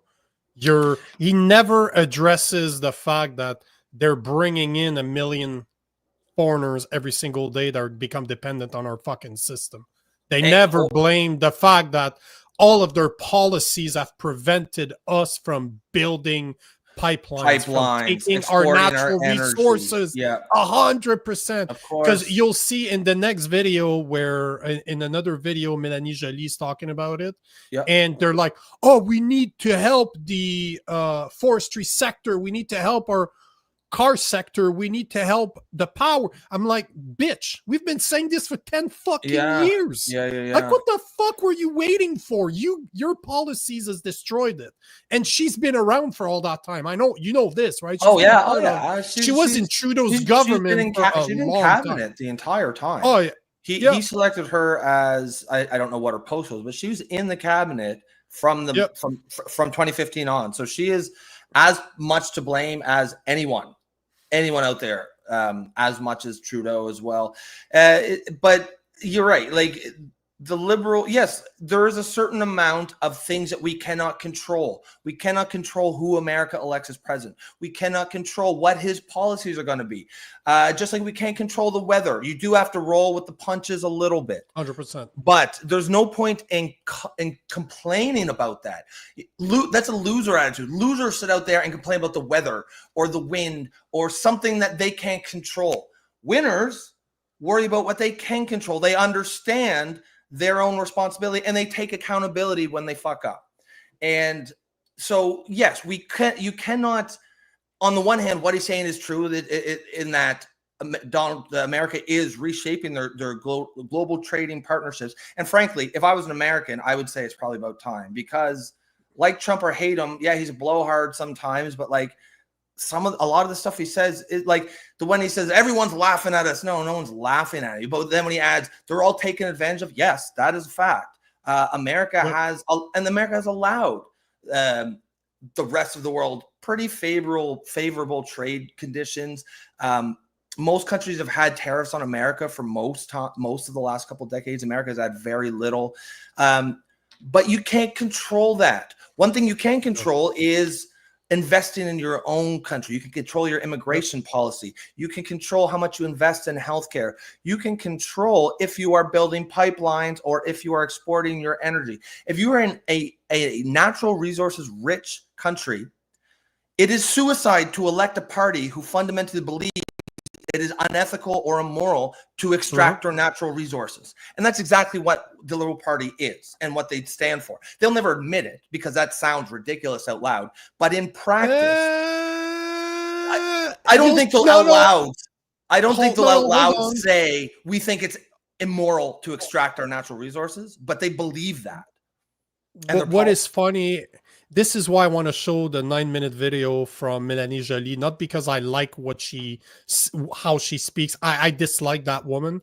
Yeah. But you know what we've been saying since the past 6 months as an extract drill? She's basically starting to sound exactly like us, saying, okay, well, we can't control the US, so there's no point talking about it anymore. So we're going to start investing in our own natural resources. I'm like, are you fucking kidding me? We've been saying this we've been saying this for months, for years. In my case, for years. Like, are you stupid? Yeah. And they're all changing their tune. And the liberals are just like, oh, that's good. This is it. Elbows up, bitches. It's finally working. We've been telling you this for 6 months. They're definitely changing their messaging on this. And I will believe it when I see it that they're actually going to do something about it. Because I think they still, like I said, I do think they fundamentally believe, for the most part, that it is unethical or immoral to extract our natural resources. And I think there's enough people in the party that believe that. That means what Jolie is saying. I think she's probably talking to international investors, but I don't think it's going to lead to any real policy change. But I would like to you're going to see the video because Vassie is calling her out straight up. She's like, so our 2050 or 2030 plan for carbon is no longer on the table. She keeps on asking the question. She completely avoids answering. That's why the video's long, but I actually saw some journalism. But the video's not done. Let's play the. Should we take a few comments? And the video's not done. I stopped it halfway through. It's just he's been bullshitting for 2 minutes. That's as much as I can go without complaining about it. So let's continue. Yeah, we'll finish the video and then we'll take the comments there. This makes decisive action crucial. To be clear, we're in a position right now where Canada currently has the best trading deal with the United States of any of their trading partners. 85% of our trade with the U.S. is now tariff-free. They've changed the messaging on this too. We have the lowest tariff rate of any country in the world. But he's acting like it's an accomplishment that he did. That's just Kuzma that existed all those changes, long before him.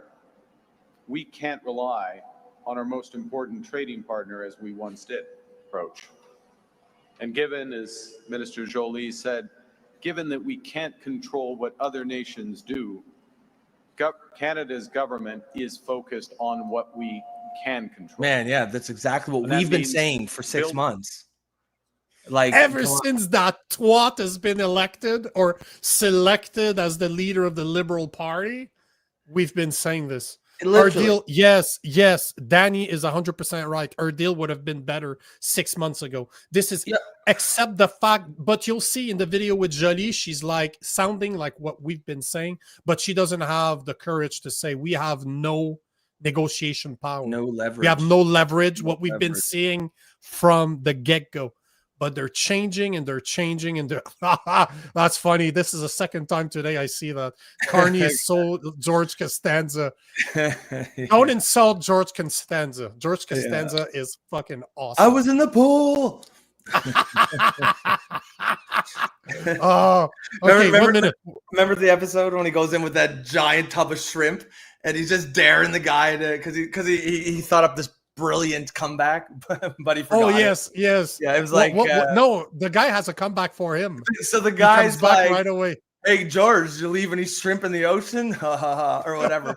And George just froze. And then later in the evening, he's like, "Oh, I should have said," because who hasn't happened that before, right? When you think of the best comeback after, and he's like, "I should have said." Stupid store. The jump store called the and jerk they ran store out called. of you. Yeah, and they're all out of you. So he goes in the next day with a giant bucket of shrimp, just begging him. And then, Buddy did have a comeback for that. A comeback to his comeback. Yeah. Yeah. It was funny. Okay. Back 1 minute.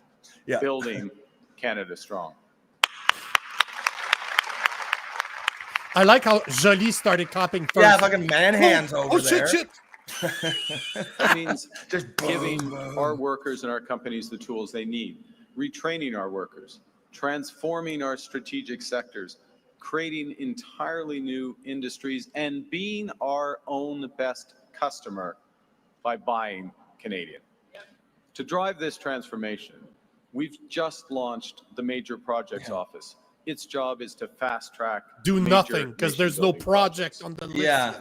Shortly, we will launch Build Canada Homes just later this month. Of course. That's a new government entity. Build Canada Pre-made. Double the pace Pre-made. Prefab homes. Double the pace of housing construction Prefabs.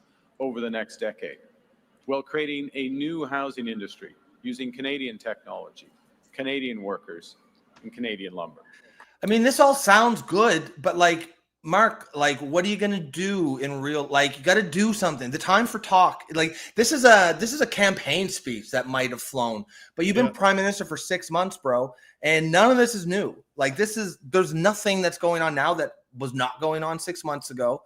Elizabeth Rausch says he wants credit. That's the way it sounds. Like, but we've got the best because of their amazing trade deal. We've got the best in the world. As if you had anything to do with that, Mark. That is nothing. The only thing Mark's done is make it worse. Like he's all that elbows up bullshit.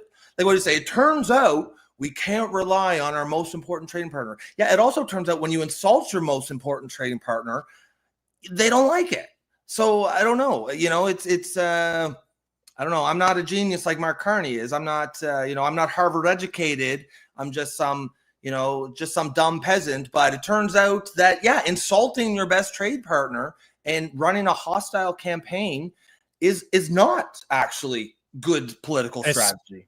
Especially with a guy like Trump that is vindictive as shit. Yeah, exactly. Talk about like you're not knowing your audience, man. From the get-go, we've said it.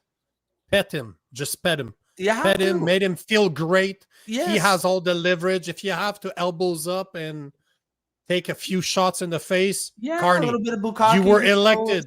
Just get bukkake at the White House. Close your eyes and bear it. Just grit your teeth and just get through it for the country. You got to take a load in the face or something, man. You do what you got to do. That's leadership. That's unfortunately, that is the deal. But it's funny how now they're going there. Now we're going to show another video where he scrapped the EV mandate. So everything that he ran a campaign on, he's completely removing from the equation. And this is what Vassy calls Mélanie Joly on. She's like, at one point, she's literally You guys ran a campaign on this. People voted for you because of this. Are you going to keep the mandates, the carbon mandate for 2030, 2040, and 2050? She does not answer, just saying, right now, it's all because of the tariffs. Like, what the fuck? Tariffs. That's all they have. That's all they got. It's just just before we go in there, I'm going to take this one comment from Spawn17, and also I believe it's your first time commenting. Welcome to the show. Hopefully you stick around. He says, our tariffs have doubled since Carney's election, thanks to the elbows up, self-destructive attitude, and sells it with, we have the lowest tariffs of all countries. The fact is they've doubled. That's a great point. Yeah, we do have the lowest tariffs of all countries, but we also had that before Mark Carney came in here. What we didn't have was the extra, we didn't have tariffs on any of it. You know, he's the one who got cars, lumber. Cars, lumber, energy, everything that we have. There are 5 things that. But other than that, aluminum. It's still aluminum, cars, lumber, energy. Yeah. They're like, oh, we have the best deal, but not on our 5 biggest. Look, we've only got tariffs on steel, aluminum, cars, energy, and lumber. I mean, other than that, how much? It's not like it's our 5 biggest industries. Yeah, even though that incorporates like 95% of the economy, but it's only those 5. Yes, that's the part. But yet, liberals, the heavy liberal voters, are still looking at this and they're like, "Oh, it's totally normal. He's doing a great job. Great job. Great job." No, like, he's doing a bad job. Seriously, if he hadn't done shit, just shut the fuck up. Yeah, not say a single word. We would. You know what I wrote the other day? I wrote a post that went viral on Instagram. I'm just like, by this time, Trudeau would have had a deal. Well, yeah, I mean, you know, that's crarazy, but it's probably true. It's probably true. Yeah, it'd be a terrible deal, but he'd have. But he would have had a deal by now. You know, people will often say things like, a monkey could have done a better job, but literally, a monkey as prime minister would have done a better job because he wouldn't have done anything. Monkeys aren't smart enough to do an elbows up campaign. Unless he's like a super genius smart monkey, but let's just say an average monkey. No, he would do a better job than Mark Carney, which is crazy. And literally just by doing absolutely nothing, flinging poo at the wall, he would do a better job as prime. Yeah, than what Mark Carney did.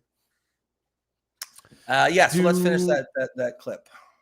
There's 2 more. So, guys, as a reminder, we are talking about all the announcement that Mark Carney has done over the weekend. So he launched Buy Canada, which is, again, like Rob say, that is something. It really sounds like a speech that should have been part of his last election campaign. Nothing, no substance, no nothing. Then the video we're about to show is the EV mandate. Carney backs down on the EV mandate, and then afterwards, I want to show a video of Mélanie Joly. She's in the background of the same video because the 2 videos I'm showing are from that same conference. But just to say, guys, if you like what you're doing, if you're the first time here, make sure to drop a comment in the comment section. If you're on X, you're on Instagram, you're on Rumble, join the conversation. Come on YouTube. I know YouTube, for a lot of people, you don't like it, but join us. We have cookies. Join us, the Poli Orphans. Come join the conversation. And once you're there, make sure to like, make sure to comment, make sure to subscribe. Even don't like the video. There's an unlike or a boo the video. I want to know what you guys think. But if it's your first time here, drop. Oh fuck, man, it's okay. Boo me, boo me. I'm used to it. Boo. Are they saying boo earns? Boo earns. Boo or boo earns.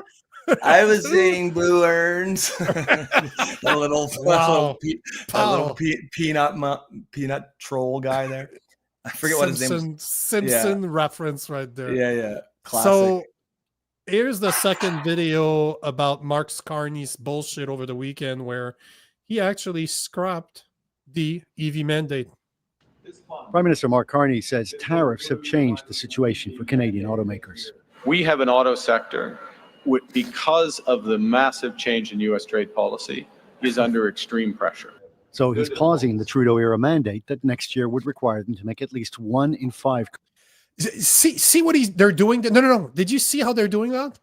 What's that? Every time they mention EV mandate, notice that they're saying Trudeau's policy. Oh, interesting. Yeah, Did you notice? Well, one thing I noticed, didn't talk about that during his campaign at all. And they don't talk. He's been Trudeau's aide, economic master behind the scene for the past 5 years. Don't talk about that. Read his book, Value. He talks about EV mandate. He talks about all this shit in climate change. But that's Trudeau era. This is not Mark Carney. Yeah. When it's a bad thing, it's there. But now he's claiming credit for Kuzma. He doesn't mention that's a Mulroney era trade deal because it was NAFTA and then it basically morphed into Kuzma. But it's all the same deal. So when it's something he likes, he'll pretend he did it. When it's something that's bad, he'll pretend it was another era. But yeah, this guy, and just before you press play, like, I guess on the one hand, the reasonable side of me was thinking like, well, okay, credit where it's due. It's good that we could scrap the EV mandate because we've been talking about it nonstop. But then I'm like, but that's just like praising an adult for fucking getting their socks on in the morning, right? This is the bare minimum. You really don't deserve credit for doing the obvious fucking thing. So yeah. And he's not really doing anything because he's still blaming the tariffs. The EV mandates was talked about way before there were tariffs. It was stupid without the tariffs too. If there's no tariffs, it's still stupid, and we should still get rid of it. And you'll see that in the next video, Mélanie Joly is actually saying that we're going to start importing EV cars from different countries. Oh, I'm telling you, bro. No. The next video, there's so many pearls in it because the Canadian dollar has so much international buying power right now. Of course. That's what we want to be doing, is importing vehicles. Yes. Massive change in U.S. trade policy. He is under extreme pressure. So he's pausing the Trudeau era mandate that next year will require then that's the immediate 5 cars they sell. That's not even current. They've got enough on their plate right now. And we're taking that off. Carney says the government will launch a 60-day review of the mandate. Car makers won't have to meet the quota next year. That's what we need, more Environmentalists review, say it's the second major environmental retreat following Carney's decision to scrap the carbon tax. The funny part is that Vassy, the CBC reporter, calls out Mélanie Joly on that because she uses the same talking points.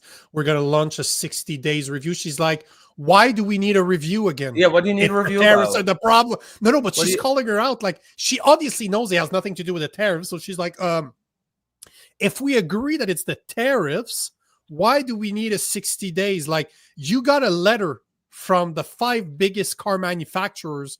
The CEO of the 5 biggest car manufacturers in Canada told you to scrap those because we cannot meet them. You're going to kill us. Yeah, 60-day review. We need a review. Need a review. Didn't you just say that the automakers are under like unprecedented bad pressure? What do you need the review for? I just want to take this quickly. Lorna Lee, hello from Fort Saskatchewan. Welcome, Laura. What's going on? First-time viewer. Welcome to the show. Hopefully you stick around. Always appreciate comments from new viewers. Guys, if you are watching the show for the first time, we are a very comment heavy based show. This is really not just me and Nico talking. It's kind of all of us having a discussion together. So get those comments in there. If you like what we say, if you agree with it, if you don't agree with it, get it in there and we'll engage with it as best we can. If you want to support the show, please remember to like and share. Smash that like button, like the smash button, whichever one floats your boat. Raja, the like button. Yeah, that's right. Do one of them. And if you really want to support us, please consider becoming a member through YouTube for the low price of $2.99. And other than that, we will get back to our regularly scheduled programming. We don't have a clear indication of the extent to which this government under Prime Minister Mark Carney remains committed to fighting climate change. The auto industry says pressure from Washington. That's what we care about. That's the big priority. Yes. We need the White House to change course. As long as he remains committed we to need to fighting invest in climate change. ourselves. I'm glad that we punted right now, but I'm also glad that we're still committed to it. But not everyone is convinced. I'm glad we got rid of the terrible policy, but I'm also happy. Hold on. We need to invest in ourselves. Automotive Part Manufacturer Association. Yeah, so a guy that works for a fucking union. Flavio that's Volpe. what we Oh, need. He's mob connected. I'm just joking. That's not. I don't have any. But I'm just in case Flavio's watching. I don't know if he's mob connected. I feel like you don't want to throw. But automotive part manufacturer association. Yeah, it's like the next guy in the video is a little dude out of Ottawa. We need more EVs. Like, okay, bro, shut the fuck up.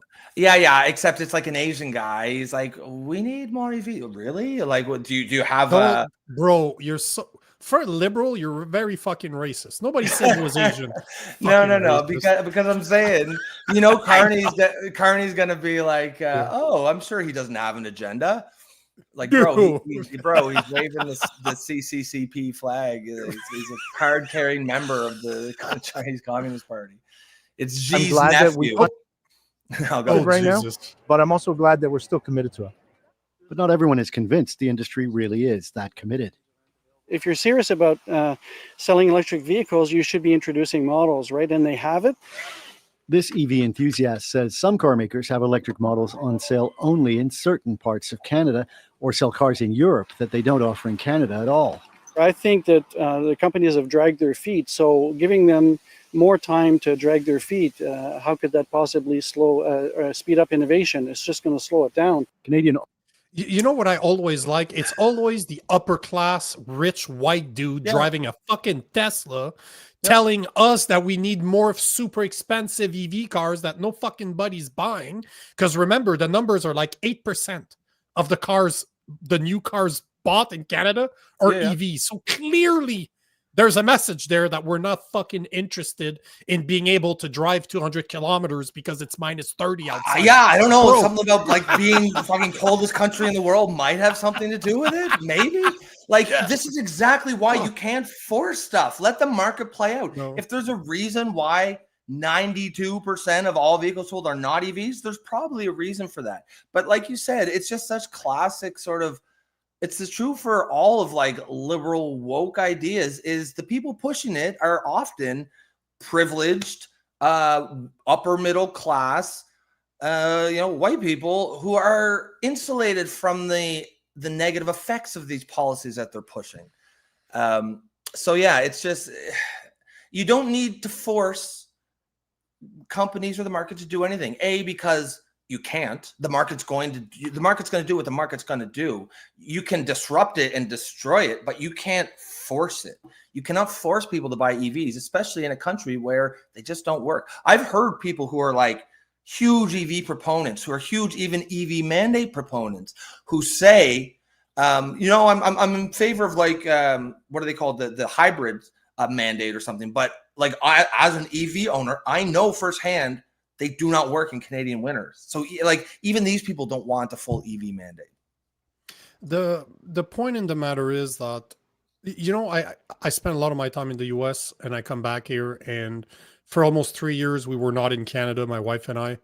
Then we came back here, and I spoke about this on the show before, but I was just paying attention to the state of the cars in the neighborhoods where I go. And we're talking middle-class neighborhoods. We're not talking ghettos here. Yep. But people are not buying as many cars as they used to. Like we've talked about this on the show, 43% of the average. So Canadian workers pay 43% in taxes on their income. That's the average once you consider all the taxes out there. The housing prices, the housing prices are through the roof. Groceries are through the roof. Everything is costing more. Then you have our government that keeps on sending our money overseas to countries that are at war that we have no business being part of. And now they're telling us that you guys need to buy more expensive cars. Have you seen the state of the cars around you? Most people don't see buying a car. It's not, I remember, man, where people bought new cars every 4 or 5 years. They got rid of their cars. They bought a new one. This ain't the reality of 20 years ago, man. We don't live in that reality anymore. We just don't. When 1 out of 4 Canadians can barely afford daily necessities, that's per the food bank. We're talking about the food bank is reporting that 1 out of 4 Canadians is struggling to afford daily necessities. And we have a government that is telling us that we need more EV cars that are going to cost a shit ton more money. What the fuck are you saying? We can't even afford to buy new cars. What are you saying? Yeah, talk about missing the forest through the trees. This is just not people's priority. People do not care about the EV mandate except to get rid of it. That's all they care about. Carbon tax, same thing, because now it's going to be pushed back. What was the name again? Do you remember? They changed the name of the carbon tax. I'm not sure. So Devil's Due, he says, I thought the EV mandate is only on pause for a year. So is that what they're doing? Because that was similar to the carbon tax. They didn't get rid of it like people thought they did. They slid it to zero, which of course means they're doing. You can always later slide it back up without having to pass They're not removing the mandates. They're pausing it until the end of 2026. You'll see Mélanie Joly speaks about it in the next video, but they're pausing it. But that's stupid, because if it doesn't make sense, economic sense, when the country is not doing well economically, it still doesn't make sense when the country is doing well. It's a bad net economic decision. Therefore, it shouldn't matter if the economy is doing well or bad. What, that's like saying, yeah, we only make bad economic decisions when the economy is doing well. Well, that's how you make the economy not do well anymore, you idiots. Like, why not just try to strive for never making bad economic decisions? Is that too much to ask? I think it was it's called a rhetorical question. I know it's not, but clean fuel regulations. I think is the new name for the carbon tax now. Yep. Okay. Clean fuel. Yeah, that sounds like the kind of like vague milquetoast nonsense bureaucratic speak that they hide shitty policies behind. So yeah, I can believe that that's the new name. But you'll have to see, like, in the reason I really want to show the next video, and I know it's 10 minutes long, but there's so many from now, or just all told. No, the video is 10 minutes. It's probably the only other thing we'll be able to cover today. Okay. But all to say that there's so many pearls in it. She's dropping so many things that if you're paying attention, you're like, this is not good. Like, she's talking about how they want to boost our economy by government contracts. So you're seeing that Brookfield, all the things that I've been saying for months now about how Brookfield is invested in all of the project that they're pushing. Mm-hmm. Now she's confirming it by saying we will reboost our economy by we just don't want to give subsidies. We want to give contracts. She says word for word what I just said, just in passage, just like, it's not going to be subsidies, but contracts. So they're literally saying that they will be picking and choosing companies that they will give contracts to, which that's messed up. Yeah. So, let's just play the video, because there's so much in there that it's gonna, if you pay attention to what she's saying, you're like, hey, where are we going with this? This is nonsense. Absolute nonsense. Is the Minister for Industry. Let's see what she says. Hi, says. Minister. Pleasure to welcome you back to the program. Thank you so much for making the time. It's a pleasure, Vashi. I wanted to start off on one aspect of the announcement as it relates to one of the industries you oversee as Minister of Industry, the auto sector. On June 17th, your cabinet colleague, the Minister of Environment, said the following about your government's EV mandate.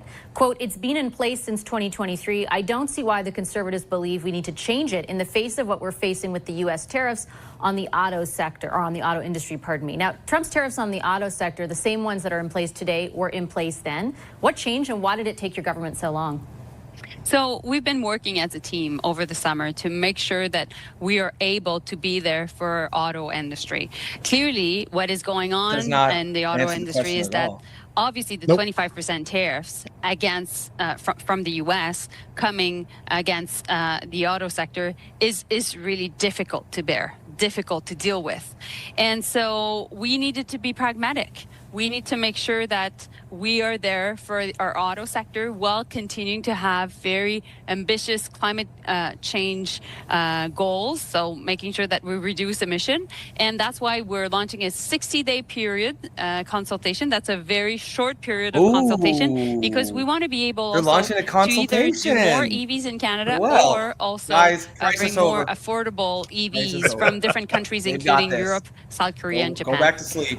Why, though, with respect did it take all this time for your government to embody that level of pragmatism? Those tariffs came into effect back in April. At the end of May, May 26th, I believe, 5 of the biggest automakers in Canada urged the Prime Minister to scrap the mandate because at that very moment they conveyed to him it was, quote, inflicting serious damage across the country. Did you just not want to give the Conservatives a win to the...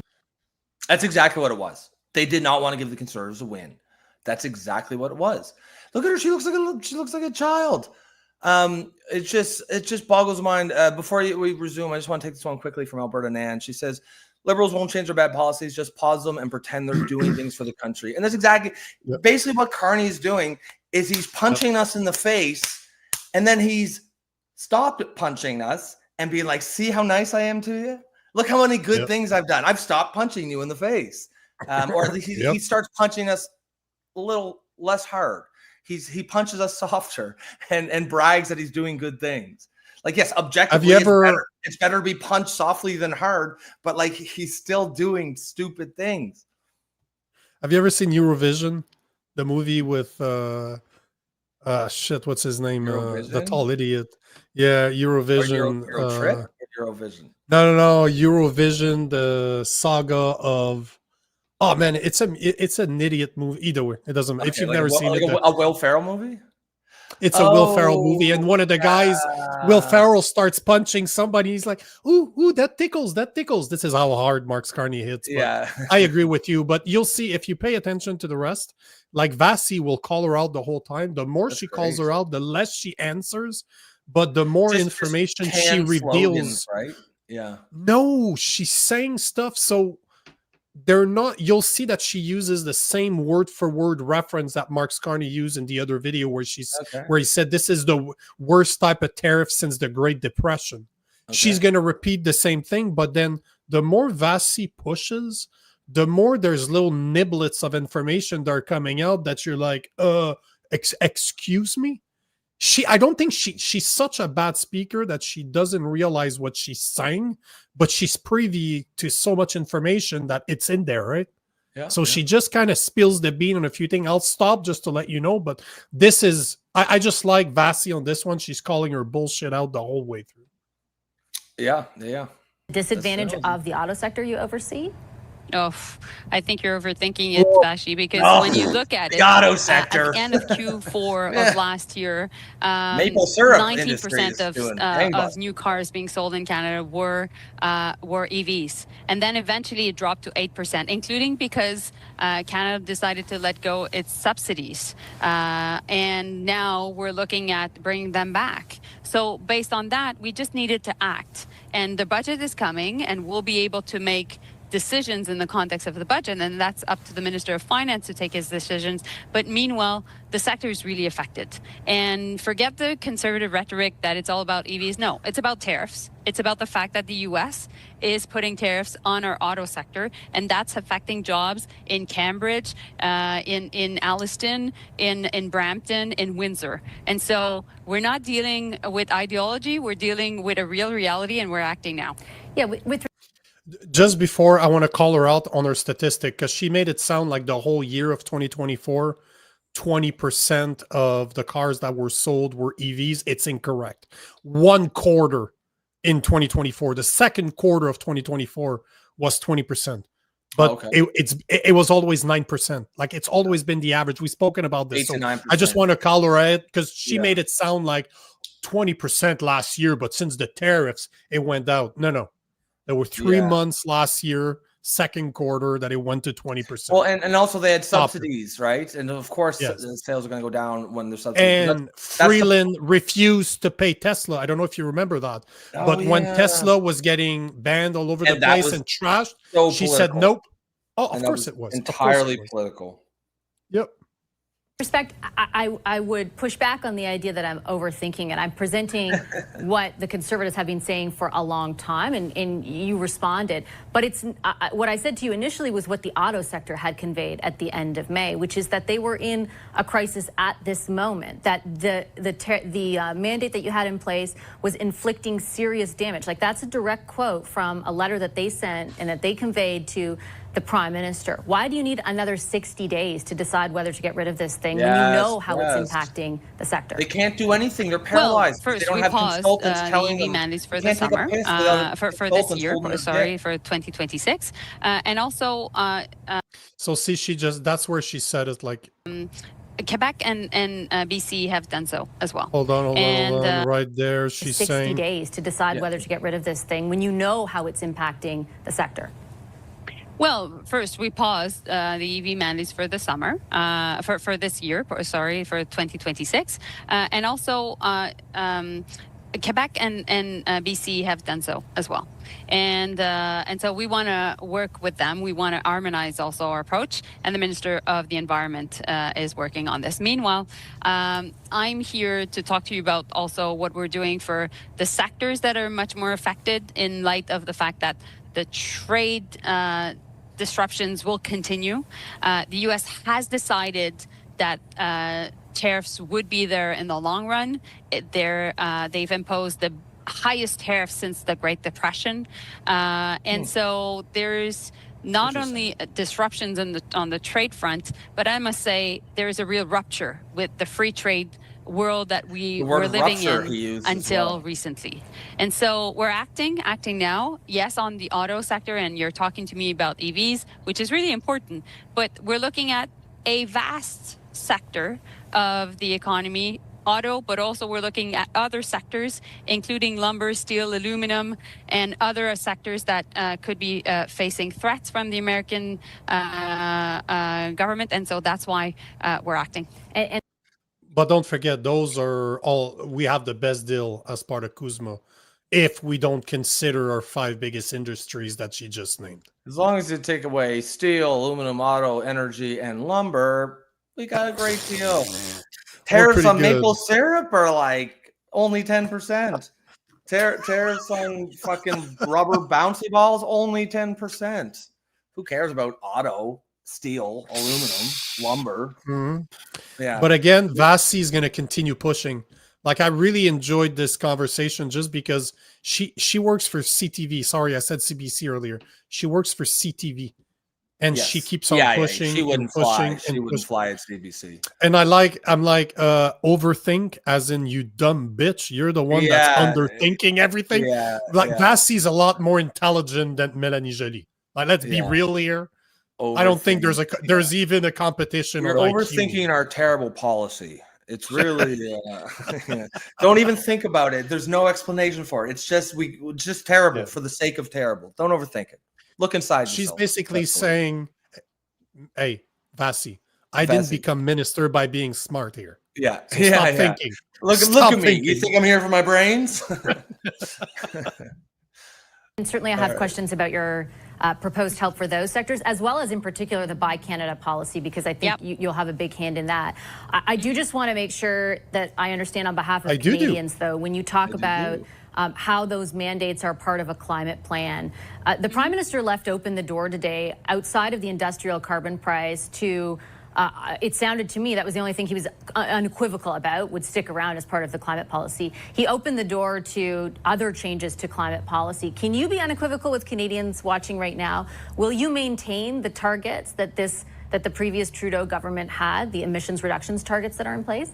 Well, the emission reduction tariffs for 2050 of being net zero by 2050, clearly. But there are ones for 2030, 2035 as well. Will those also? And I'm convinced the Minister of the Environment, which I'm convinced will make her available to answer your question, could be there to go much more into the specific details. What I can tell you, though, she is basically that, said, talk to the you've seen finance the jobs minister. numbers this morning. This is the reality in which Canadians watching us right now are living in.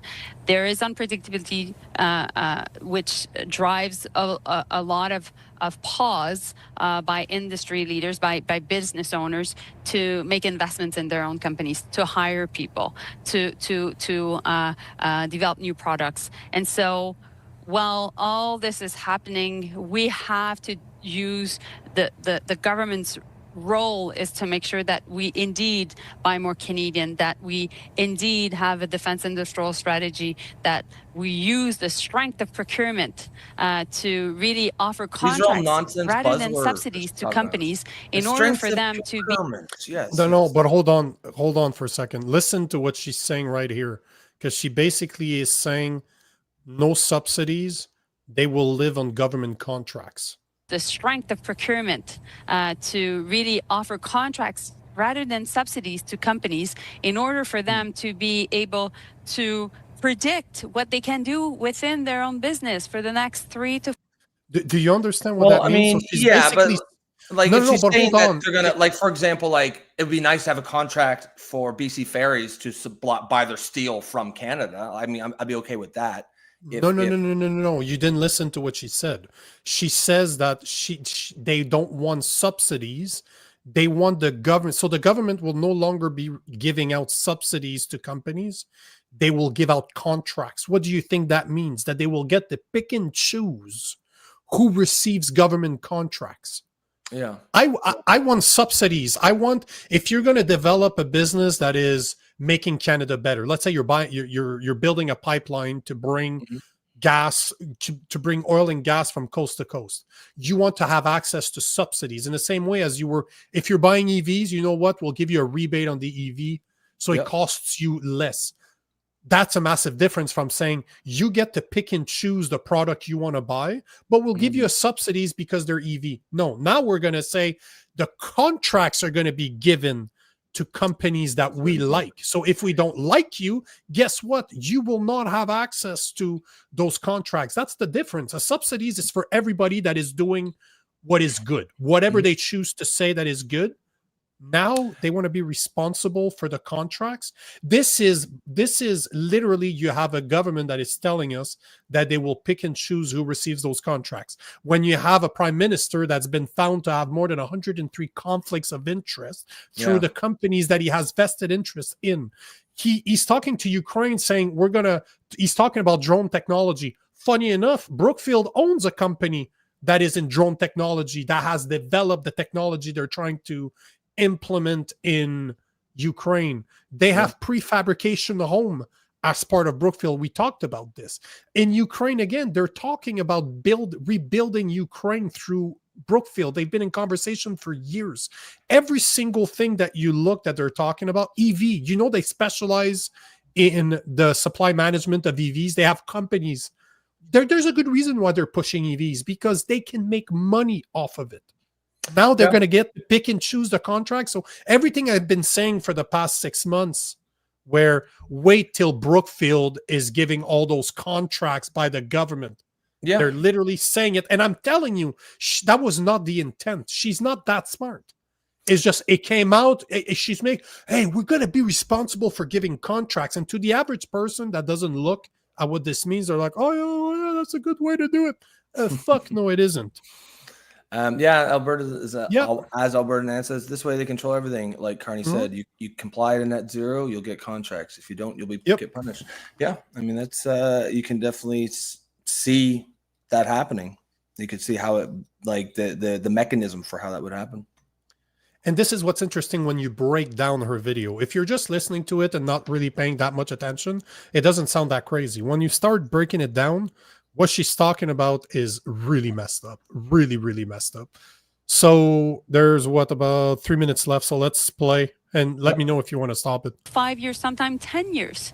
And then they can invest, they can hire, they can grow their footprint, and then they can have more suppliers, and their suppliers, other small and medium-sized companies, can then do the same thing. And that's how we'll create growth, because at the end of the day, there are things we can't control. We can't control geopolitics, Vashi. Nobody will. What was Elbows Up all about? Trying to stand up to Trump? Really? Well, you don't control it. What we've been saying for 6 months, you came up to that conclusion now? We're recording from their homes, and you, the ministers that are in power, just came up with this shit? And it's like I'm listening to this, and you know, they're talking so much about the EV. Where's any mention of extracting resources, of digging oil or digging minerals out of the ground, drilling for oil, getting pipelines to bring oil energy to both coasts so we can have export capacity? Where, you know, that there's absolutely no economic turnaround without that as the centerpiece. Nope. Agreed. Is she there's about 2 minutes. Let's finish the video. We'll take a few comments, but okay. We'll think that the government can do that, but what we can control is to build a stronger domestic market, is to use the power of buying Canadian, is to make sure that also we're investing in major national projects, and we'll be coming up with a list across the country very soon, and that also we're building our armed forces using Look at her face. the She's great like, industries we what have are in you the country. saying? And I understand the significance of all of that, but will it be done at the expense of a climate policy? There are a lot of people who voted for your party thinking that it would remain stringent on reducing emissions. I know that you're not the Minister of Environment, but you spent 10 years, you know, essentially around a cabinet table telling Canadians that the environment and the economy go hand in hand, and now you're telling them something very different. Will your government maintain targets outside of 2050? I'm saying that the same thing, because I really think that the environment and the economy go hand in hand. Why? Because I think that what we've done in the past Mark Carney talk right to really invest more in our clean tech is giving us a competitive advantage in the world. When you look at the most important clean tech companies in the world, many of them are Canadian. Actually, we're in the top 10. And we're in the top 10. We're probably top 3 with the most untapped resources in the world. Top 10. Who the fuck cares about top 10? We have the 3rd largest reserve of oil and gas in the world. Untapped.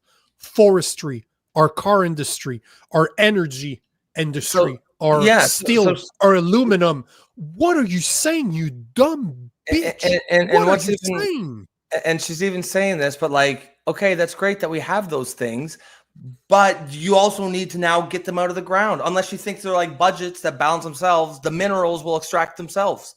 The resources will extract themselves. You have to have a plan to go extract them. And there's nothing like, yeah, they give us lip service to like, oh, some projects.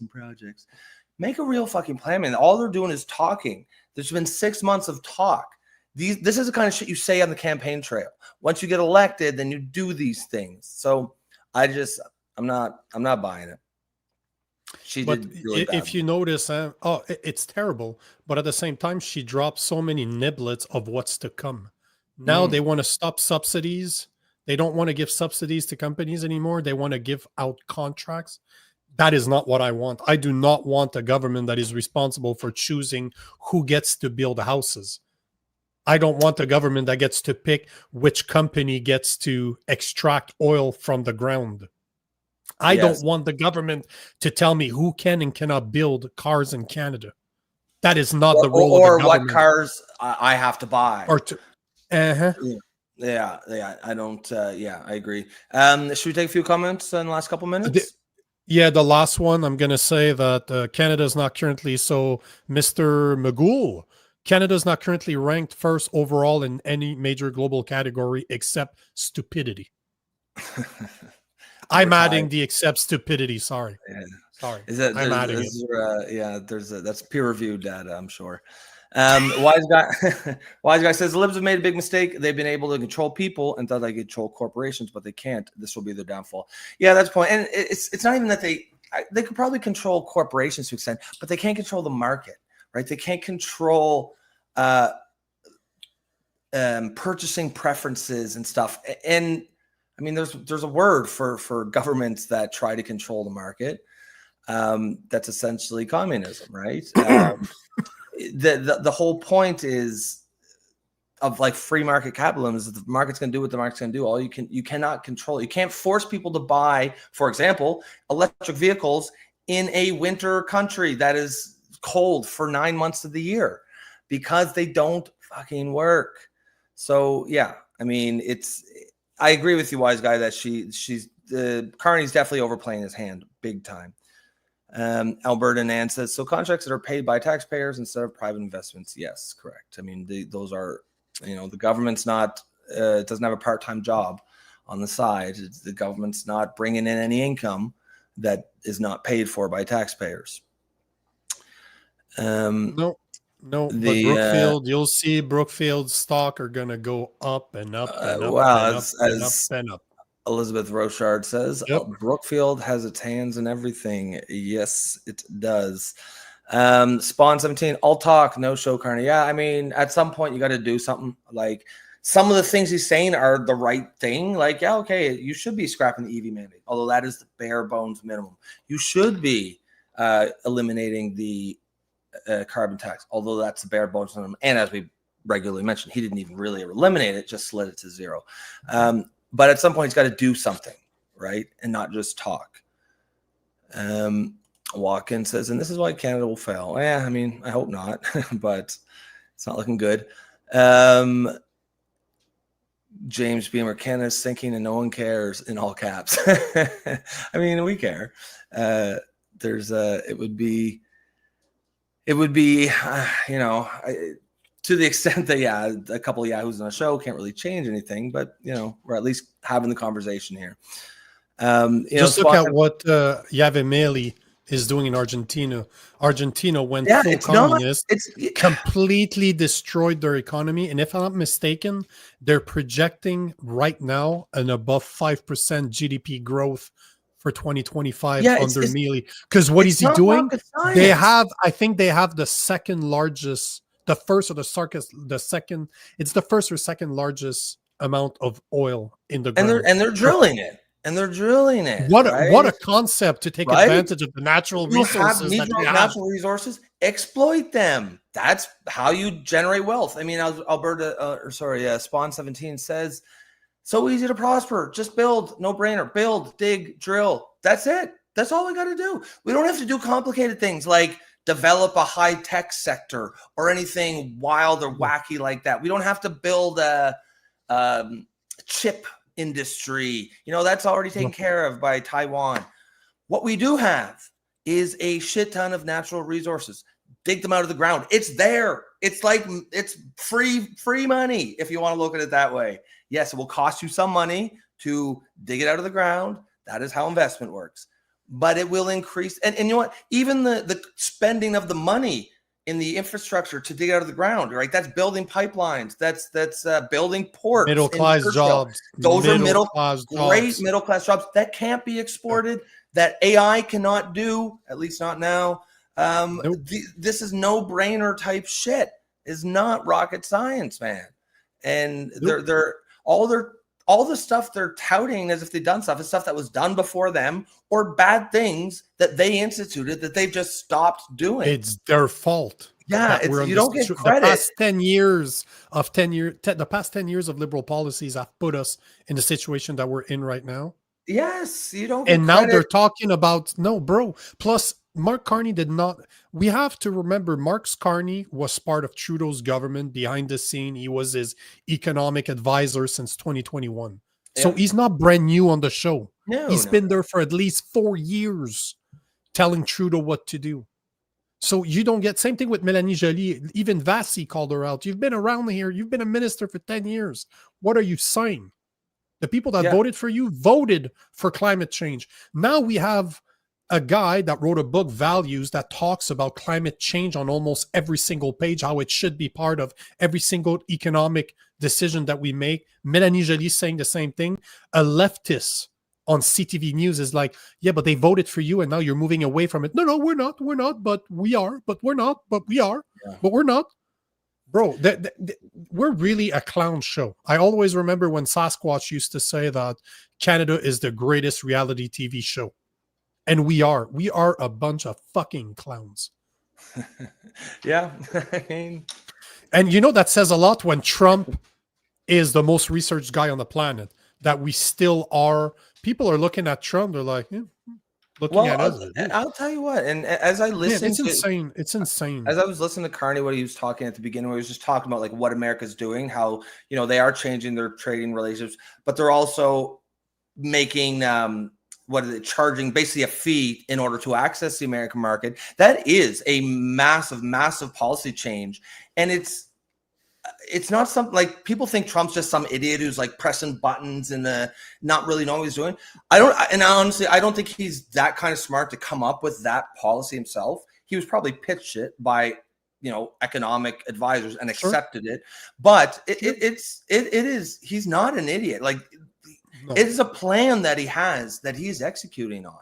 I think people think he's just like tweeting stuff while he's taking a dump or something and then making calls that way. But he is doing that. He is doing that, of course. But like, it's a specific plan that's being done and it's being executed. Whether it works or not will remain to be seen. I got a feeling like it will. I think it's probably good economic policy for America, but we're doing ourselves a disservice by treating Trump like he's just some moron who's just spouting shit off and doesn't know what he's doing. You might disagree with him, you might not like him, but he's doing something intentional, and we have to understand that he's playing an actual game. We're not even aware that we're playing it. At least we have access to the biggest consumer economy in the world. We share the biggest natural border between us and them. We are literally the same people. As a guy that's traveled 30 states in the past few years, there's not much difference between an American and a Canadian when it comes to our culture. No. And we're trying to separate ourselves from them and become more European. We're trying to separate ourselves. This should be something, if we find ourselves separating, we should be grabbing and pulling them back closer. Instead, we're pushing them away. It's idiotic behavior. All done on purpose. Idiotic. All done on purpose. And I agree with Lorna Lee. It's an agenda. It's all done on purpose because Mark Carney is not an idiot. He knows exactly what he's doing. He's just destroying our economy on purpose, and he's just finishing the job Trudeau started. That's always going to be my take on Carney. So let's see what happens, but we're over. We're over our time a little bit. We're over. Sunday show sometimes goes a little later. We got a lot of new faces tonight. So guys, welcome to the show. Hopefully you stick around. As you can see, the show is very much audience driven. Of course, me and Nico are going to guide the conversation as the host, but we're always, the way we look at it is just a giant conversation with all our audience as well. We're always going to make sure you guys are part of the show. So if you do want to support the show, if you like what Nico and I are doing, please consider becoming a member. You can do that through YouTube for $2.99 per month. It is just the cost of a half a coffee. Coffees are like $4 now. I had a tea the other day, steeped tea. And that was like $3.85, which is ridiculous. Alberta Nan says, great show, guys. Pam says, great show, friends. Thanks, guys. We appreciate that. Have an excellent rest of your night, and we will see you tomorrow at 8 Eastern time, just like always.